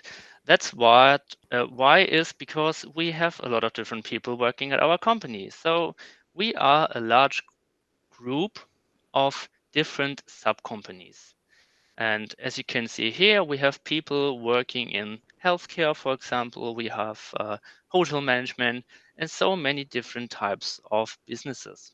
But let's take a closer look. Diringer and Scheidel was founded in 1921 just as a classic construction company. But over time, we growth and growth. So many different sub-companies were founded or bought or because of some other things. And yeah, we came to this point where we are now in 2020, where we have like 3,800 people working for the whole company group, and we have so many diversified companies, sub companies in this scenario. So let's take a look of what. Oh, sorry. No problem. Let's take a look. That's live. You know what should we do? Yeah. Okay. So what we do is we are home operator. We have property management. We operate like hotels. We have center and retail management, planning, projects, development, anything that has something to do with planning of constructions of buildings. We also build our own materials, like we have a production of like sand or something like that, and many different things. But the problem that comes with this is it's very complicated. So we have complicated infrastructure, we have complicated use cases, business cases, complicated users, we have office users, we have users that don't have even an Active Directory account, but a smartphone, for example. So there are many different type of scenarios. So just have a closer look of what my first opinion was when I came here. Because I just have been working for 1 year now at Diringer and Scheidel Company Group. And because I was a new employee in 2021. And I've been working for a German IT service provider before for around 8 or 9 years. And I was also working there as an IT automation specialist. So I was quite used to this kind of CMDB and monitoring and data backup and all those systems that actually manage other IT systems. And then when I came here, I was asking, what is your CMDB looking like? What are you using currently as a CMDB solution? And it was like, well, nothing. And that was really crazy because there was no documentation about any systems or IP addresses globally available. So it was just very distributed in Excel lists, some RDP managers where there was like an Exchange group and 3 or 5 systems in it, but that's it. So there was no globally available documentation, and this was really bad. Also, we had no infrastructure integrity, which is such a basic thing. So what does it mean? It means that when you have a system, you need to make sure that the system is in backup somehow, but also in monitoring somehow. But before I came here, it was like a new system was installed, and the one saying in like a meeting, "Hey, I installed the system. Please check the system in your systems." The backup guy was available, and okay, I will do it in the backup. But unfortunately, the monitoring guy was not available at that day, so he did not know about it, and bam, the system was not in monitoring. And well, this is a really bad thing. This is where CMDB comes in place and should take care that the infrastructure integrity is all right. Then we had an unknown ownership of devices. So it was like, there's a computer, but I don't know who this computer is using or to which company it does belongs to, because we have so many different sub-companies. You really need to know which company is this computer belonging to. Who needs to pay that computer at the end? Yeah. We had also systems or user location but just not like available as a documentation. It was written in the Active Directory sometimes, but sometimes not. So we cannot really see where is a system actually located. I mean, when I do some maintenance on a system, where do I need to drive to? Is it on this location or is it on that location? It's just not being presented anywhere. Also, we had a lot of troubles with licenses, like managing licenses, how many licenses we have, to which users they belong to, and who needs to pay those licenses. That was also very frustrating. And yeah, when a new employee came in, we need to explain the infrastructure, like myself, to this new employee, and this was a really time-consuming task. So it was not like, oh, when you need anything, just watch there. You can check for yourself when at the time you need it. No, it was you need to know we have this, we have that, we have that, and when there is something with this, you need to know that. And yeah, that was really time-consuming. And the other way around, when we had employees that left the company, the knowledge was gone because nobody has written something about it. And there are so many more I can't tell. So many reasons you should use the CMDB, but I think that's the main reasons. So I was thinking about what do we need as a CMDB solution. And as I said, I've used CMDB solutions before. I've seen a lot of CMDB solutions before.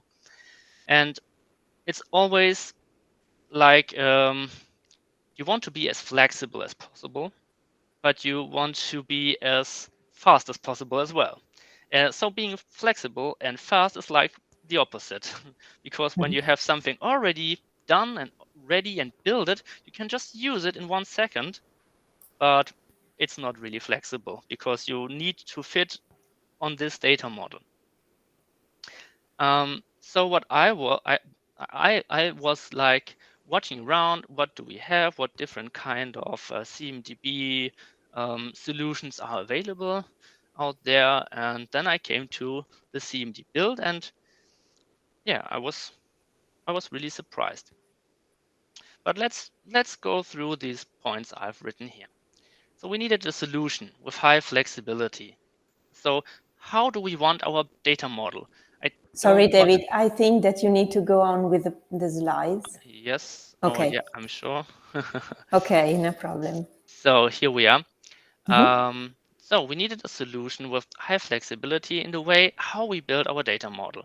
So I wanted to say, I want this type of system, but I don't want this type of system in that way. Just create a new class, for example, and model it somewhere else. Or maybe in 2 years, we want to have like, I don't know, cables or our facility management stuff.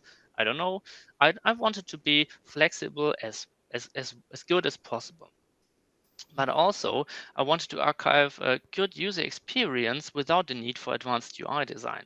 So this means I really don't want it to have a CMDB solution where you need to adjust every pixel or adjust every button. So I've seen this kind of CMDB solutions. That's why I was afraid, where you need to, define everything by yourself, which is really time consuming. And I don't want to have that. Also, I wanted to have filters and validation rules available so that someone can only enter things that actually make sense. So that in a free text, you know how error prone a free text field could be. I wanted to be able to somewhere define a validation rule so we can check that the things that people write in there are actually okay. Like the format of a MAC address, for example, should always be the same. And this was a really, really big deal. Then I wanted to describe objects and their relations in a structural way so that people and automated tasks can write and read data.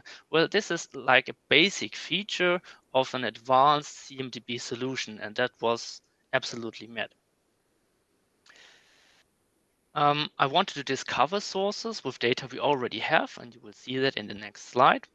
I wanted to have an API access where I can programmatically enter, create, delete, or query data. And we use Microsoft Power BI as our business intelligence solution. And I wanted to integrate the data from the CMDB into this BI solution. As we are already using it, we have already many different reports in that. So let's have a look at our data sources or data structure. I think that's a quite typical IT environment from a basic perspective. So we have websites. Oh, I'm sorry. So we have websites, databases, applications, that kind of stuff. We have our headquarter data center and our backup data center, and a lot of branch offices and mobile devices like laptops and like smartphones, tablets, and that kind of stuff. And the typical, I don't know, the typical infrastructure systems like the monitoring, hypervisors. We have mobile device management, of course, Active Directory, like managing switches or access points or firewalls, app deployment using SCCM, our internal developed ticket system, our Power BI, human resources management, and our backup solution, just to point the main important infrastructure services here. So I looked at all those and well, I was like, okay, what should we use? How do we do that? And then there was a really interesting point. The CMDBuild project supports a lot of these and exactly these already, like Zabbix, VMware, of course, Active Directory. And first I thought, oh, that's really great.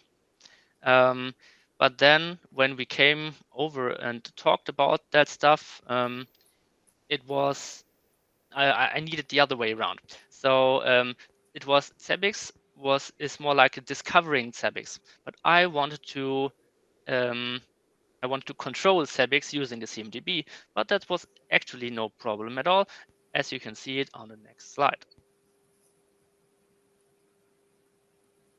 So when we are working, when you see now our working CMDB environment is the following.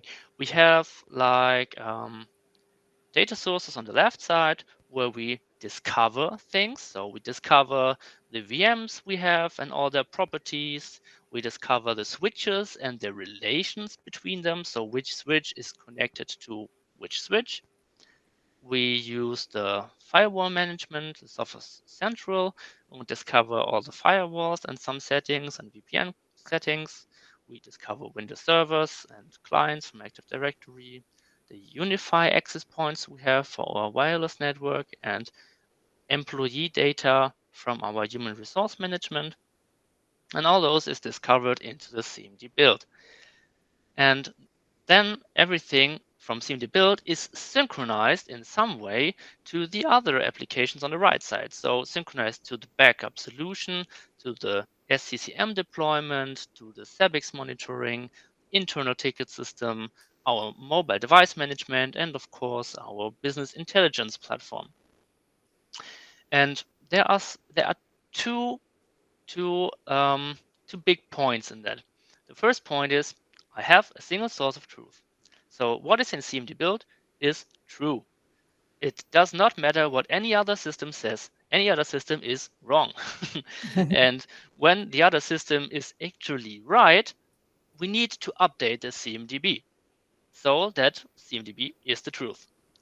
And the other thing is it's always up to date. So when there's any change around here, someone needs to manually change it, or it is automatically discovered using the services and processes. Just to mention, all these, because I've built my own data model, which was really nice, all those synchronizations were done by myself using PowerShell and using the REST API, which was really great. So the the CMDBuild API is one of the easiest to use and yet, most effective REST APIs I've ever used. So it's just like you think how a REST API should work. So it's quite easy. And I've also used, because using Power BI, I used the internal database, which is Postgres. I queried a lot of these things. And when you know something about databases, you can easily understand how the database is working. It's really easy. But the developers of CMDBuild really know how to use a database in the correct way. So there are a lot of constraints and triggers and that kind of stuff that really makes the usage of the database really effective. And yeah, that's great. So that's one of the best CMDB database concepts I've ever seen. It's yet simple, but yet powerful. I really like it. Okay.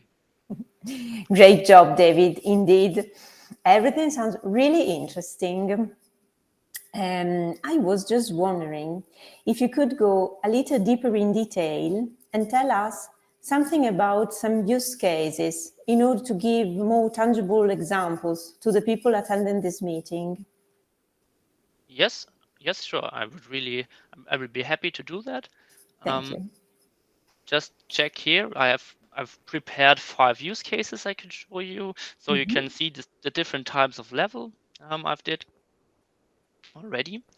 So let's jump into the CMDB. Okay, so let's take a first look at the user assignment for mobile devices. So on the left side, this is like a custom navigation, and I've seen it's currently in German. Just let me change the settings to English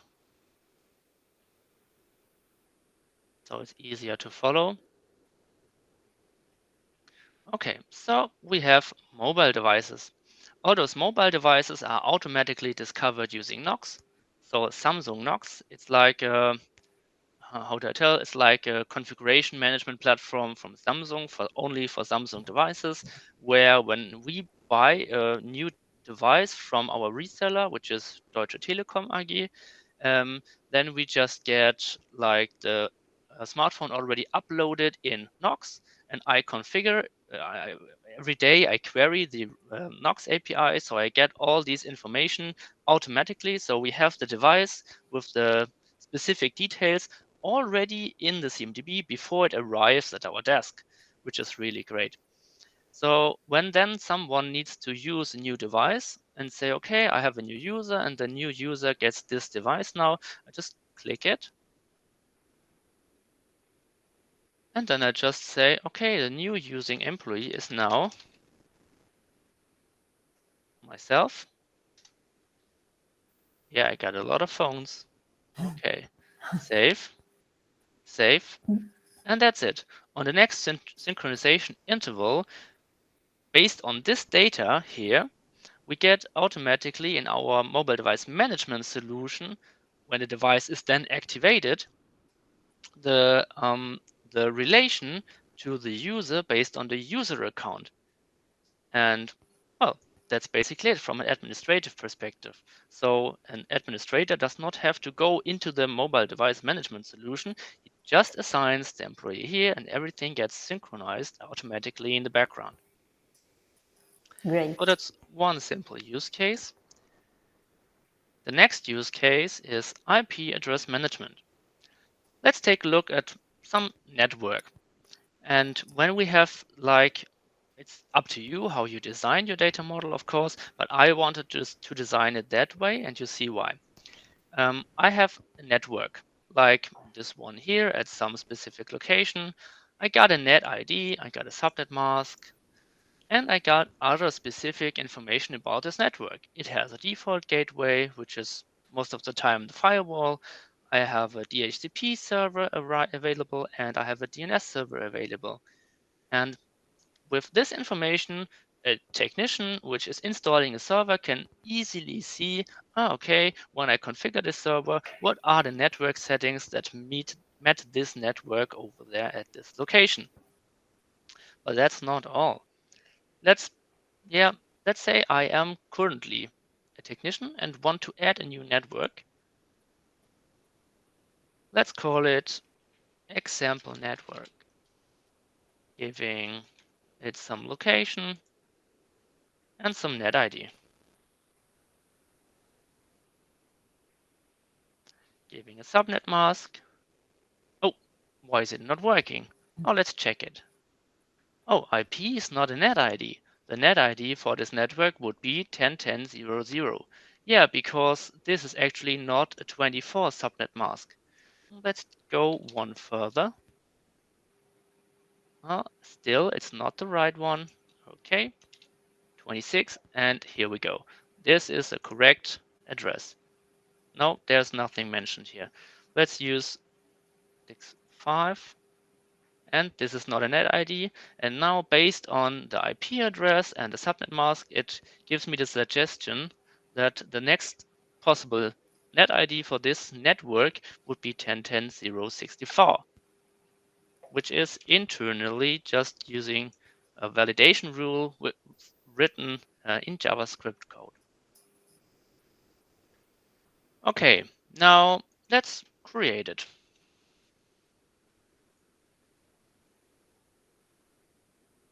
And now create an IP address.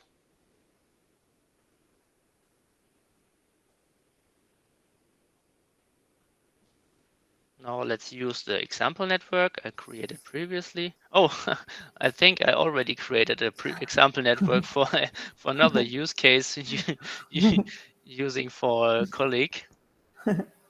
All right, okay. So we don't give it a name. Why? You will see. Because I create an IP address and the name of the IP address is automatically the IP address itself. So I want it to be always the same. So 10.10.0 and let's say, what do we say? 200. Oh, it does not work. IP must between 10.10.0.64 and 127 because, of course, the subnet mask. So I will use 100 and then everything is working fine. Here are the system primary and system additionally. These are these are other things. When I have like a system, what do we use? Like this one, for example, I can give it a primary IP address, or I can give it additional IP addresses, unlimited in a relation. And whenever I have one of those, I set via a database trigger, I set the used Boolean value.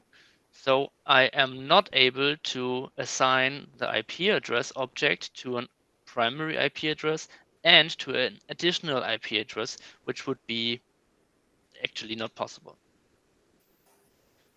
Okay, so that's it from the use case of the IP address management.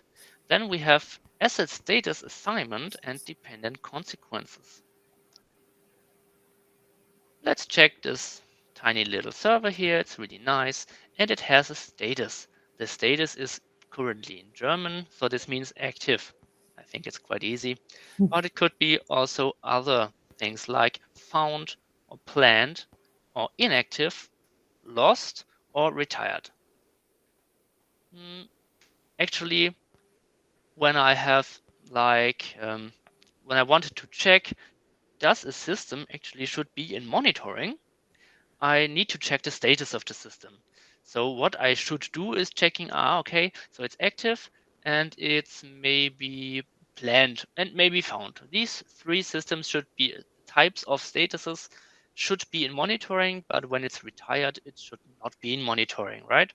Well, that's a little bit strange. How do you configure that?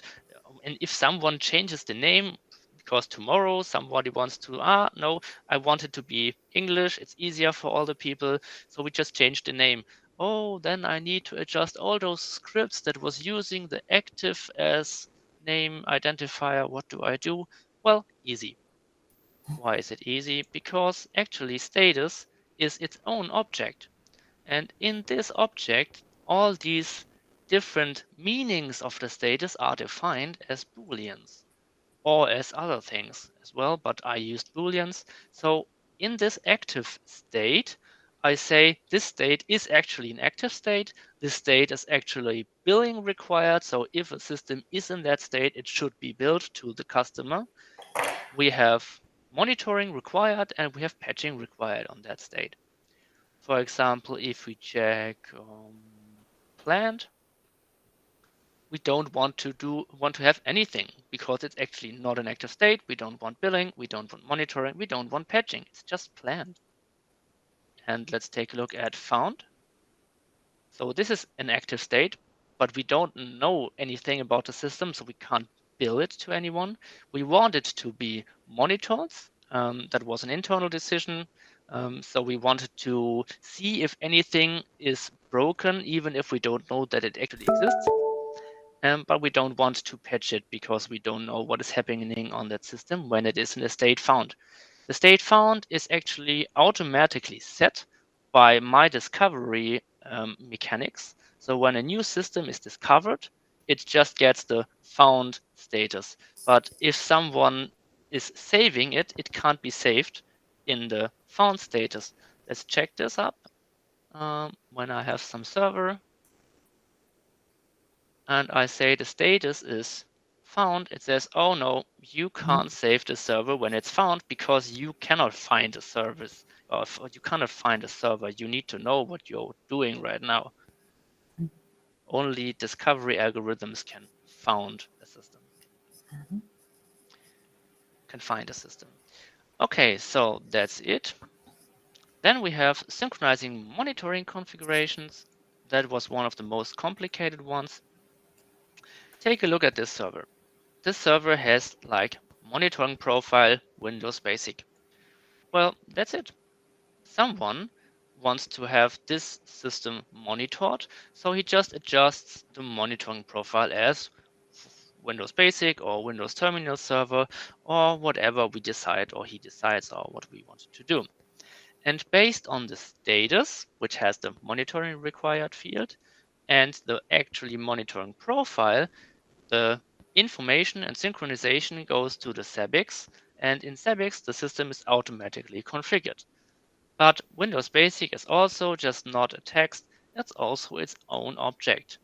When I go here to monitoring profile, we have the different monitoring profiles and their settings. Let's check Windows Basic. And here you can see the templates that get applied in Zabbix. We have the type of connection in Zabbix, the primary host who this system should belong. And internally, my script still has more configurations based on what is selected here. But I can't show you that now. But you have an idea of how this is working. But that's not all. There is another thing that gets synchronized. Just check it back from this server. In CMDBuild, you can have relations, and you can show the relations using the relation graph, which is quite a nice feature. But the feature is really nice when you have a navigation tree then, where you define which kind of relations you want to see. For example, when you want to see the network connections, we have here the network connections from this server to the switches. This is like uplink or downlink connection. Then I can adjust the hierarchy level, let's say 5, for example. Then I see from this server all the connected devices. Let's take a look. So this server has connections to 2 switches, to other switches, then to one like a core switch on that location, then the firewall, and then the internet. And based on the internet, when I click there, oh, this will load a lot of stuff. So we have all the firewalls there, and we have like the primary firewall cluster at the data center, the primary switch, and so on. So you can see there is a lot of relations over there. And all those relations can be used in monitoring. Because when this firewall here, when this firewall is going down, all the switches and all the devices behind that are not working anymore. So I don't want to get all those notifications. I just want to get the notification from this device.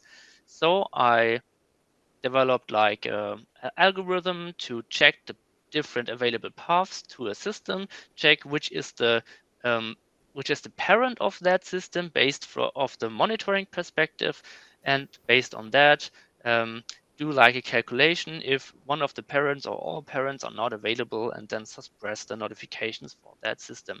And this information is also synced into our monitoring solution. Okay, and then come to the last point, the business service definition. This is something that is actually technically easy, but is really nasty. Why? When we have like a business service, it's always the same. A manager wants to know, is email actually working? It does not care about exchange back pressure information or disk C capacity or CPU load of one of the databases. No, he just wants to know, is email working? Yes or no? So I defined like a business service object where you can add different type, actually any type of object as a relation. And as you can see here now, the CMDB object consists of a lot of different things, like a database called CMDBuild, a virtual server, and an account. And for example, was there a certificate? No. Let me check another one. Exchange, for example, here. So are the Exchange databases, website. Yeah, many different types of objects that can be monitored in some way. And this is currently not present, but I'm currently developing it. So when there is a business service defined of different other objects that are already in the monitoring, I am creating a new monitoring object that is using the information of the sub-elements of that business service, so that this business service can actually have its own alerting with another priority, so that when in the night email is not working, all important things of email is not working anymore, then we need to do something. Now you may think, oh, what if we have 3 Exchange servers and actually just one is down? Is then email completely down? No, this is not working that way. I have also a cluster object, and in this cluster object, I can define also, let me check, where is it good to see? Maybe here at a storage point. So I have a cluster, and this cluster has its own cluster members. So that's 10, for example. And in the cluster, I defined that 50% of those members should be available. If not, I define this cluster as not available. And with this type of scenario, so like a cluster, and the type of scenario of business service, I can nearly create any type of hierarchy of business services. So I can have a business service like email, and underneath there is, for example, the Exchange cluster. The Exchange cluster has 3 subtypes with I don't know, 60% should be available, for example. And with these 2 different types, I can create any scenario or any business service that is available at our company. I think I haven't found one that was not working. And yeah, well, that's it. Awesome, David. You've done a lot of things with CMDBuild. And I'm sure that thanks to its flexibility, we'll also be able to increase the functionalities of the application. Thank you very much for your time, David, and for sharing your experience with us. I reckon that it would be extremely inspiring for people who are listening to us. Thank you very much. I'm glad to be here. And now back to you, Marco. Thank you, David. Thank you for your story coming from Germany. Now let's go back in our great country. We are traveling, as you know, all over Europe. We will travel also all over the world. Now it's time for Italy. It's time for the story of Gabriele Callimaci from Crédit Agricole, one of the most important bank in Italy. We will talk about a very smart usage of CMDBuild and CMDBuild ready to use. So Gabriele, please tell us everything we need to know about this success story with Tecnoteca.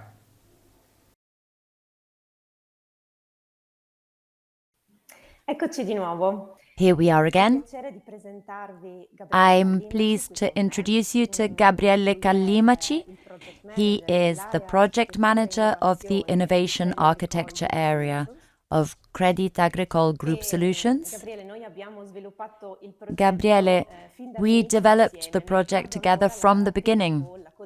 I still remember the first call, the kickoff call in January 2019, if I'm not mistaken.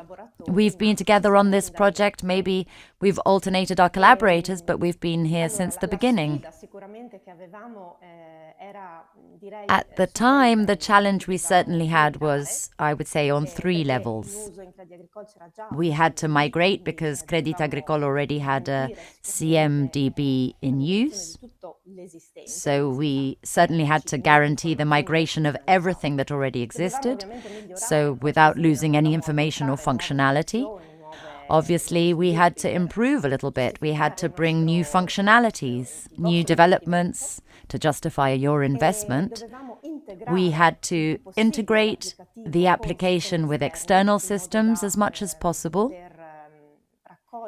in order to be able to collect information that is always updated within CMDBuild, but also to collect it as automatically as possible to relieve manual work. And we had to optimize, so we had to facilitate as far as possible the involvement, for example, of the application reference in the census of the applications. In short, giving them a little work to relieve the administrators from the work of inserting manual modifications. Well, Gabriele, would you like to tell us about our 4 years together? Therefore, what we've managed to build in this time? Thank you. Thank you for your presentation. As anticipated, I'm Gabriele Callimaci. I work in architecture and innovation within the information systems of Crédit Agricole Group Solutions, which provides services for the banks of the group.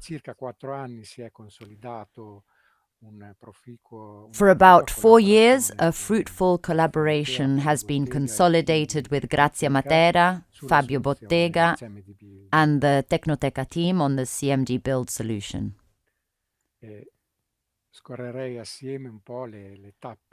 I'd like to go through the most important steps together to then get to some implementation details.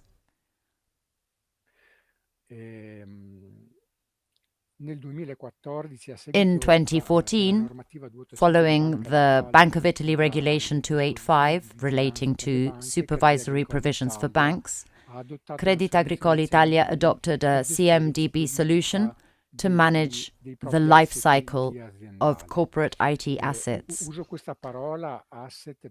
I use the word asset since it is used in the company to refer to what are perhaps better known as configuration item. In January 2018, a software selection was started to replace the previous CMDB solution. One of the main objectives was to identify a solution that had a good flexibility, able to guarantee the implementation of new evolutionary requests that we continuously receive from the control functions or then from recommendations from the audit. A solution was identified in CMDBuild which could respond positively to our needs, and therefore a POC was started, and it responded positively, confirming the goodness and flexibility of the tool. We have to follow a whole process within the company that includes tenders, which was then awarded to Sky.it as technological partner of Crédit Agricole Group Solution in collaboration with Tecnoteca on the CMDBuild tool. We therefore started the CMDBuild migration project with the January 2019 kickoff. The first months of 2019 saw us engaged in collaboration with Tecnoteca in the CMDBuild migration project, which included the porting of assets previously managed on the previous CMDB solution. As anticipated by Grazia, it was particularly important to manage this step continuously, and on the 1st of August 2019, we went into production with CMDBuild.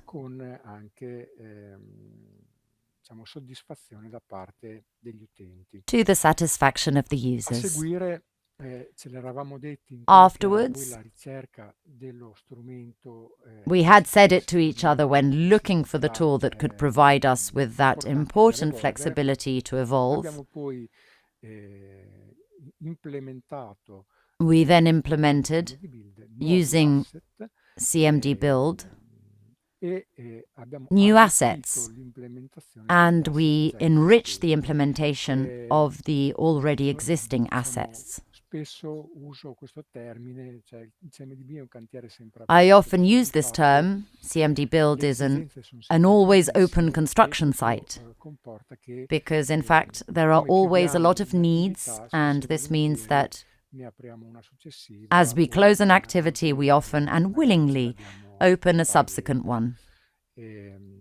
questo quindi dicevo ha fatto sì che or even maybe we have this in dal processo di parallel. produzione di CMDBuild siano stati This has therefore meant that several new assets have been added since CMDBuild went into production, which you will also see in the following slides, which are the infrastructural assets, mobile devices, databases, diciamo all'interno degli asset di rete, quelli gestiti and da within the terze network parti, assets, eccetera. those managed by third parties, etc. Andrei avanti. I'll go on. L'implementazione appunto delle PDM The implementation of the workstations, desktop e notebook declined as sincronizzandosi desktops and un notebooks, connettore nativo di synchronized by a CMDBuild native con connector of SCCM CMDBuild with e SCCM, l'implementazione tramite and the processi implementation approvativi, through argomento che approval magari processes, vedremo maggiormente nel dettaglio nelle prossime a slide, topic that we will i perhaps see in more seriali detail in the sono next slides, i siti esposti su internet of collegati alle Celirali, applicazioni. who are the sites exposed on the internet connected Non to the ultimo, applications.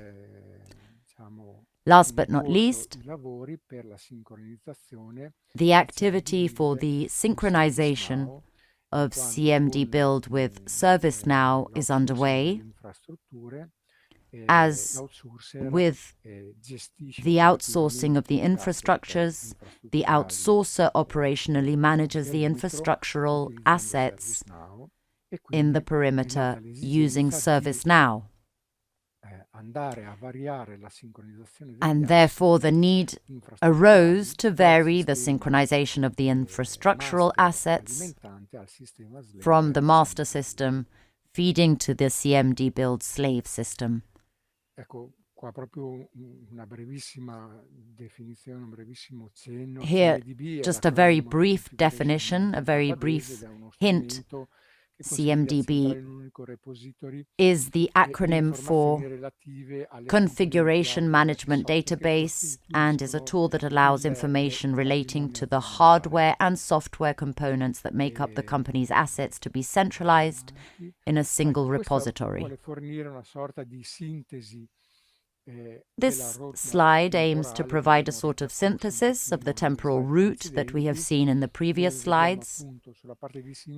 We see precisely on the left side the assets that were in the perimeter of the migration project of the previous CMDB solution, and therefore the porting of the application assets, ATM totems, storage, network assets, servers, relationships between server applications, plus other corollary assets, let's say, which are precisely related to internal and external personnel, organizational units, suppliers, which then also made it possible to enrich and provide, going to the right-hand side, with new assets and with an enrichment of the implementation of existing assets, i.e. mobile devices, network devices owned by the group but managed by third-party suppliers, the request for changes that have been processed and connected to the various applications, workstations, databases such as DB2, Oracle, and SQL Server, without forgetting, but perhaps we'll see it better in the following slides, of integrations that are provided towards other systems by exporting flows from CMDBuild, for example, by exporting the application flow towards HDA10, towards ServiceNow, and the server flow towards IGA, which is a safety system. Ecco, processo di aggiornamento di configuration item We are lo andiamo a realizzare. We are going to carry out the updating process of the configuration items through a flow exchange. Here we are focusing on the infrastructural assets, which are managed through master systems, which feed the CMDBuild as a slave system for these infrastructural assets. The solution adopted is the export from the master systems of a CSV flow rather than Excel, which is imported into a CMDBuild by exploiting the massive import feature of CMDBuild. This is a very flexible tool that is configured via import tasks that allow to schedule these settings according to need. In the lower part of the slide, we see instead synchronizations in the opposite direction, therefore towards other systems, as we mentioned earlier. Dopo aver scorso un po' gli asset infrastrutturali all'asset delle applicazioni. Here we come, after having scrolled through the infrastructural assets for a bit, to application assets, which represent the software solutions adopted by the Institute and are particularly important because the main company activities and functions are managed and monitored through them. Crédit Agricole Italia has chosen to use the Abilab framework, which is also used by several other Italian banks, for the representation of cartographic maps. Cartographic maps are used to represent the information system from a functional application and infrastructural point of view. In essence, in the next slide, we will see that it is a representation, that it is a sort of matryoshka in which there are three nested levels. And the external one is the cartographic area, which contains the cartographic sub-area within which there is the application group, and finally the applications are contained within this group. We were saying that the application asset is a very important asset, which is why in October 2017 the need arose to set up a transversal work team to collectively approve requests for census, modification and discontinuation of applications.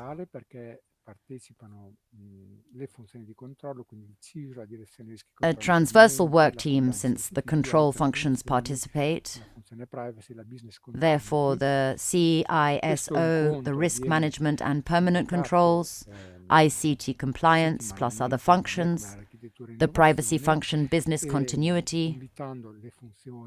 This meeting is convened weekly by me as Architecture and Innovation, inviting the aforementioned functions who express themselves on the parts of competence.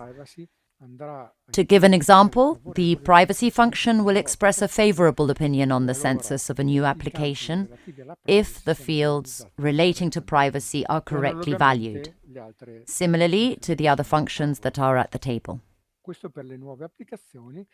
This is for new applications, while the modification and discontinuation of applications already existing on CMDBuild are also managed within the same table.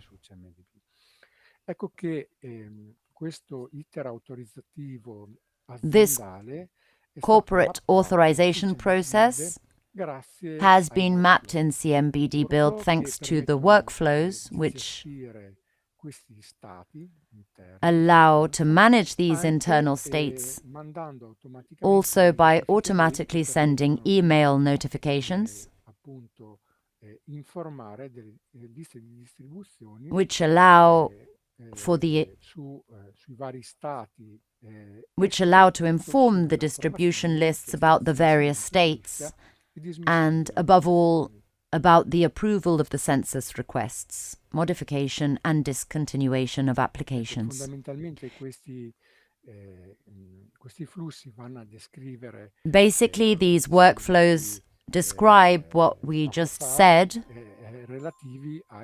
regarding the census processes, modification and discontinuation of applications. Io ti ringrazio Gabriele per questa presentazione, direi che hai Thank you, Gabriele, for this presentation. molto bene tutto quello che abbiamo cercato di fare. I think you've described very well everything that we've tried to do in these 4 years and in this project. I hope that what you've shown may also help those who are listening to have some new ideas. And I hope that the benefits of using CMDBuild and its potential are perceived within your bank. I also hope that we will continue to work on your always open construction site, as you said at the beginning, therefore to build some more blocks, functions, etc. Thank you so much for taking time to share this with us. And I thank you, and I hope that the experience gained within Crédit Agricole can also be useful to some other reality. Thank you. The floor to you, Marco. Thank you, Gabriele. Thank you also for your story coming from Crédit Agricole and Italy. We've been in Netherlands, in Europe, also in Germany, and now in Italy. Now it's time to take a break, to have lunch. As you know, while you are having lunch, you can interact with us through the Tecnoteca team. You are free to ask any kind of question about the stories that we are listening to. You are free to ask any kind of information about CMDBuild ready to use, and also about Open Mind, the focus of the third part of this CMDBuild day. So have a break, have a good lunch with us, and feel free to interact with us, with the team of Tecnoteca.